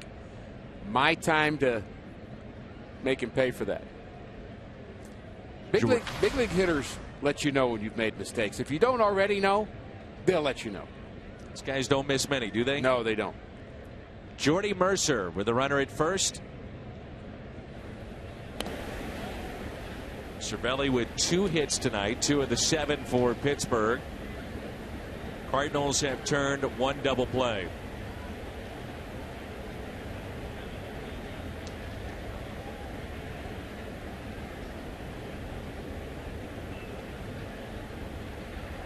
A short lead at first. And a strike. Looking ahead to the bottom of the 10th inning, the Cardinals will have Wong, Belial's spot, and then John Jay. St. Louis has already used Mark Reynolds off the bench.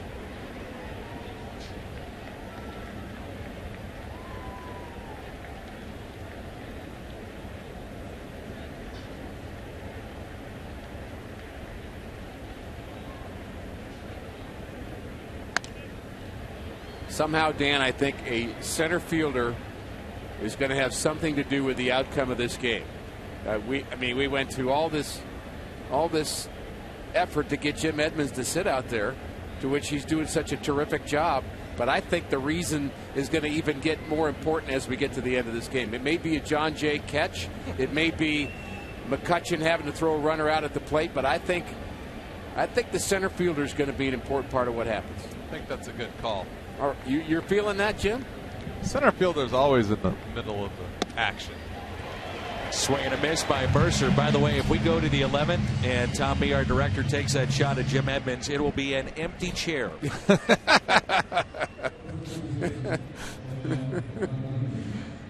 Jimmy, I'm starting to dial up and see what restaurants are going to be left open.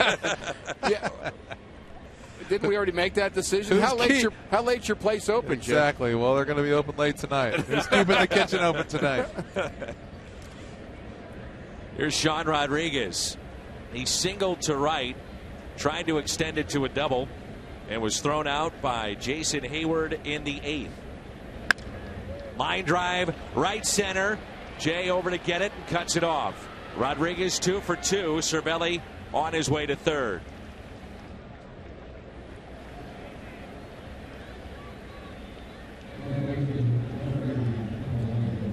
So first and third, Gregory Polanco, and let's see if Mike Matheny wants to get a lefty-lefty matchup here. Well, a couple of hits for Rodriguez off the bench, and He just came out swinging, didn't he? First pitch.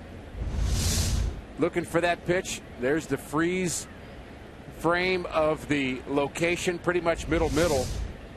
And that's going to be it for Matt Belisle. Gives up a couple of hits.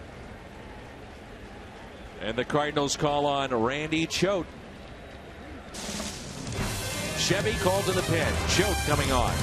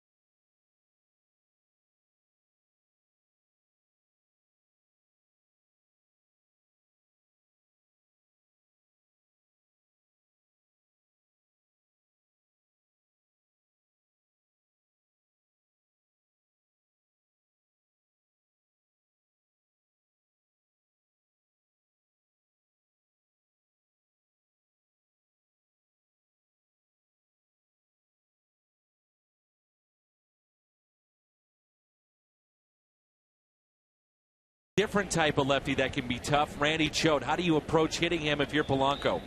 Well, this is the guy I was talking about earlier, just trying to make sure you get the ball up in the zone and strikes. Randy's a guy that gets guys out with the appearance of a strike. The ball ends up out of the zone. So he's been doing this for a long time. He knows what he's doing.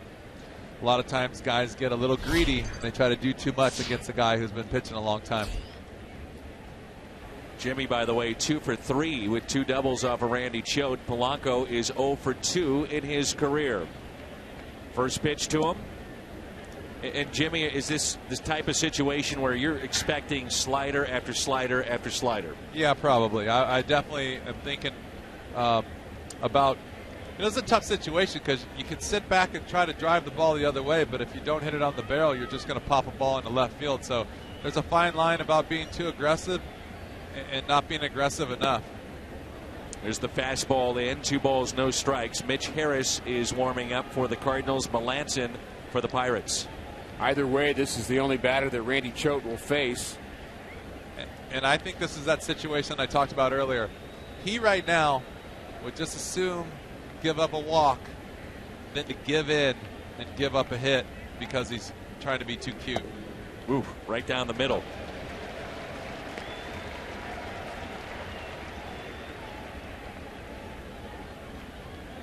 Two and one. It's kind of pitch if you're Polanco, boy, you want that one back. Not sure what he was looking for there. But looking for a strike, obviously. 2-1 pitch. Now 2-2. That was a good spot. A fastball in on the hands, and now he's got him set up for that slider away. I would guess he goes with that here. He missed with the slider on the first pitch, but it was way too outside. You start this one right on the outside corner, hope for that little break, expand the zone, see if you can get him to chase. That pitch right there did everything for this at bat. See if he can execute a good pitch because he's got to worry about that pitch and the slider now. Execution. Got him.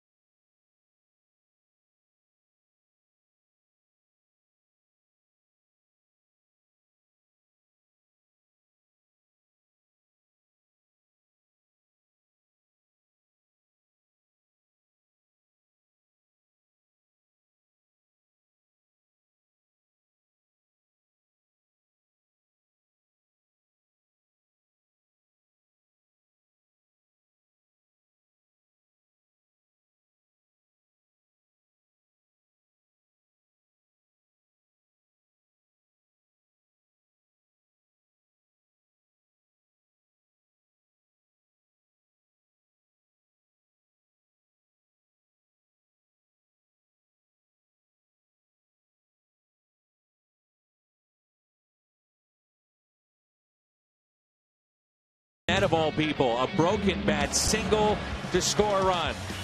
That made it 1-0. The Cardinals in the 7th. Broken bat infield hit with 2 outs. Mark Reynolds off the bench to tie it at 1-1. Cardinals will try to win it here in the bottom of the 10th. 2 broken bat ground balls up the middle. That is the scoring today. How about that? Just got a tweet, by the way, from a Cardinal fan that wants to know if Jim Edmonds gets overtime for extra innings. And the more I look at this, I realize that that's actually a tweet from Jim himself. Now you've done it. Jimmy's always ahead of the game. He is. An innovator. Hey, you said he was one of the smartest players you've ever been around. Absolute innovator. Disguised my name on the tweet. Here's a 1-0 to Colton Wong. Wong hits it to the left side against the shift. And Mercer makes the play. The stretch by Rodriguez. 1 out. So Scahill, his second inning of work, he's seen 4 hitters, 4 up, 4 down. Peter Borges will be the hitter. I'll tell you what, one thing we're seeing with Peter Borges that we did not see in spring training, and really the first week or 2 of the regular season, he's going the other way. Doesn't pull off the pitch. Did that so well in the last series. Got a couple hits. You and Tim talking about his needing to let the ball get deeper into the zone and not getting behind in the count and then having to chase late, which we got in the habit of doing a year ago. And I would be looking for him to get that first fastball he can see, try to take it the other way. And he didn't. We have also talked about that he's hit a lot of times. It just seems like it's an 0-2, 1-2 count and not being aggressive early. 0-1 hit sharply to third. Harrison was playing in, 2 down. Well, the real key is to stay away from patterns. You don't want to do the same thing so much to where there'll be a book on you that they'll say, well, you know, he never swings at the first pitch, or he always lays off breaking balls, or he always hits the ball the other way. I mean, you've got to change as a hitter, as a pitcher has to change what he's doing.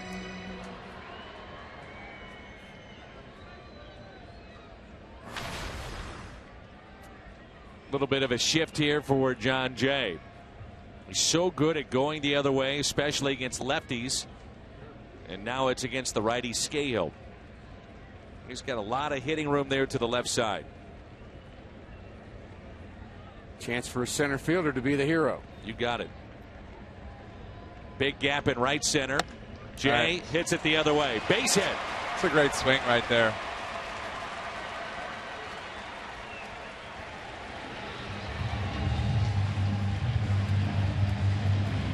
Jimmy, such an easy swing from John Jay, wasn't it? He just kind of put the bat head on the ball. You know what? That's what we were talking about before. These extra inning games are all about getting guys on base, and he just got a ball out over the plate, didn't try to do too much with it, and stayed on it.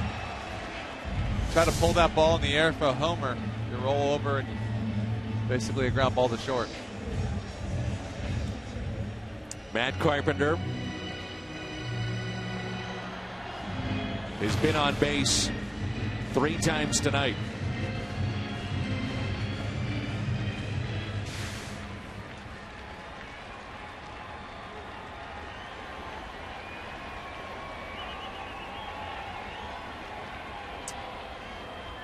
Matt with 3 home runs. Jay the winning run at first. The check on John Jay. Ball scoots away, but not far enough. John Jay was trying to steal all the way back in the first inning, and then was caught stealing by Cervelli, who has caught 2 of 3. Sean Rodriguez has a couple of hits since coming in, but it looks like he's got a couple of springs in his glove. Earlier, he had that ball bounce out. I wouldn't mind the third baseman being the hero tonight. I'll pass on the center fielder. Well, what if he scores the center fielder? Hey, I think the third baseman's the hero if he scores the center fielder. I'll take either. Jimmy, you're begging. Good okay? combo. We're going to be here a while. It's either that or start sending up the hot chocolate. Outfield extremely deep here for Pittsburgh. 2 outs, Jay the runner at first. And a ball to Carpenter. This is where this lineup for St. Louis, when you think about it, gets just unforgiving, at least at this point in the season, especially with Carpenter, then Holiday. You have power potential in the middle of the lineup, especially. You got Holiday, who can win it with one swing of the bat. Adams, Peralta.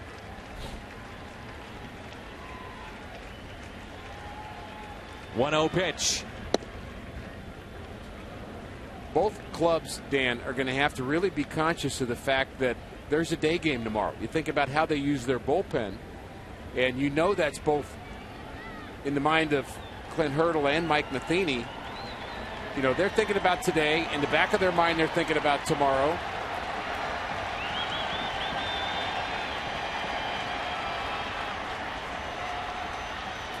One. Carpenter with a little flare down the left field line and out of play. I think when you're talking about this part of the lineup is pretty impressive, especially if Johnny gets on. Because you know, as a pitcher, his standpoint, you know you have a tough at bat right here. And then you can't let up. You have Matt Holliday and then Matt Adams coming up right behind him. And this is a tough spot for a pitcher, especially in extra innings, when one swing of the bat will end the game.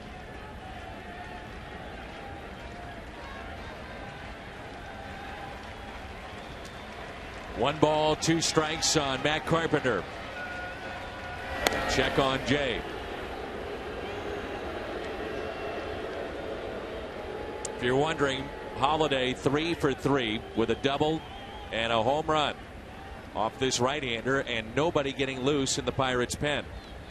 22 strikeouts in this game so far.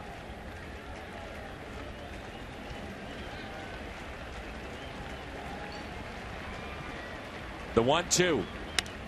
Base hit, right side. Jay to second. On his way to third. They'll hold him up at third. You can't say it now, Rick, but it is a multi-hit game for sure for Matt Carpenter. I knew you were waiting on that. Don't steal my thunder now. And it's a double again. It's 14 now for Carpenter. Yeah, this isn't an error. Nobody's taking this hit away from Matt Carpenter, and it gives the Cardinals a chance to win it here in the 10th. Polanco wasn't sure where to throw that baseball when he got in the corner. He wasn't sure whether to throw it to second or bring it home. John Jay hustling to third, picking up Oquendo at this point. He slows him down. Ricky, that's a great point. I'm watching Oquendo from here, and he's waving him the whole way, hoping that he's going to throw the ball to second base. And it just easy run score right there for John Jay. And he is reading that the whole way. And Polanco thought about it. I don't know if you had a good view of Polanco or not. But he actually considered throwing the ball to second base and actually was almost looking to second and throwing it home, so some indecision. Well, let's talk about this decision right now for the Pirates. First base open. Holiday was robbed back in the fourth, hit into a hard double play, struck out twice, and I'm sure they're going over obviously what they want to do with first base open. Be careful, but do you want to load him up for Adams? Yeah, we all know he's 3 for 3 against you, so let's talk about it. And let's also go back to the play that you guys were just discussing, Polanco in right field. Well, you know, he's playing deep, too, with no doubles. If he's not playing deep and no doubles right there, from preventing a double, yeah, that ball gets a little bit behind him at all, and Johnny's scoring right there, and the game is over. They will walk Holiday. Matt Adams coming off a 8 for 16 series against Philly with 6 RBIs and a home run yesterday, a chance to be a hero in the 10th. And it puts all kinds of pressure on Scahill. Well, we've talked about this quite a bit, Dan, in the past. When you've got bases loaded or you've got a base open and a pitcher pitching, you know, you can expand the zone. You can try to get him to hit your pitch, but when the bases are loaded, your margin for error really shrinks, and you can't afford to get behind Matt Adams. I think it becomes a little bit tougher to pitch with the bases loaded because you know you can't make a mistake. Jimmy, your advice for a guy like Matt Adams in this spot? Young player, You can be a hero. What's the advice? It's still the same thing. You got to get a ball up in the zone, and you really got to just put the barrel on it. You can't think about anything else. You can't try to go deep. And he's got such a nice, easy, short swing. I think he'll be up there looking for just a ball to hit up the middle. Hopefully he beats a shift and brings home a winner. But it's going to be an interesting at bat right here. Following an intentional walk, Adams 1 for 6.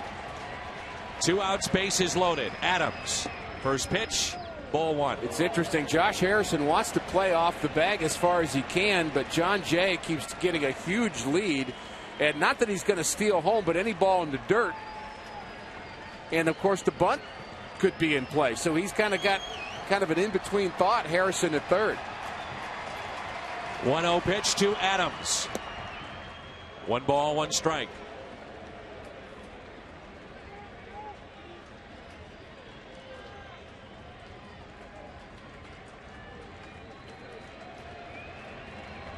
Only run that matters at third base in John Jay.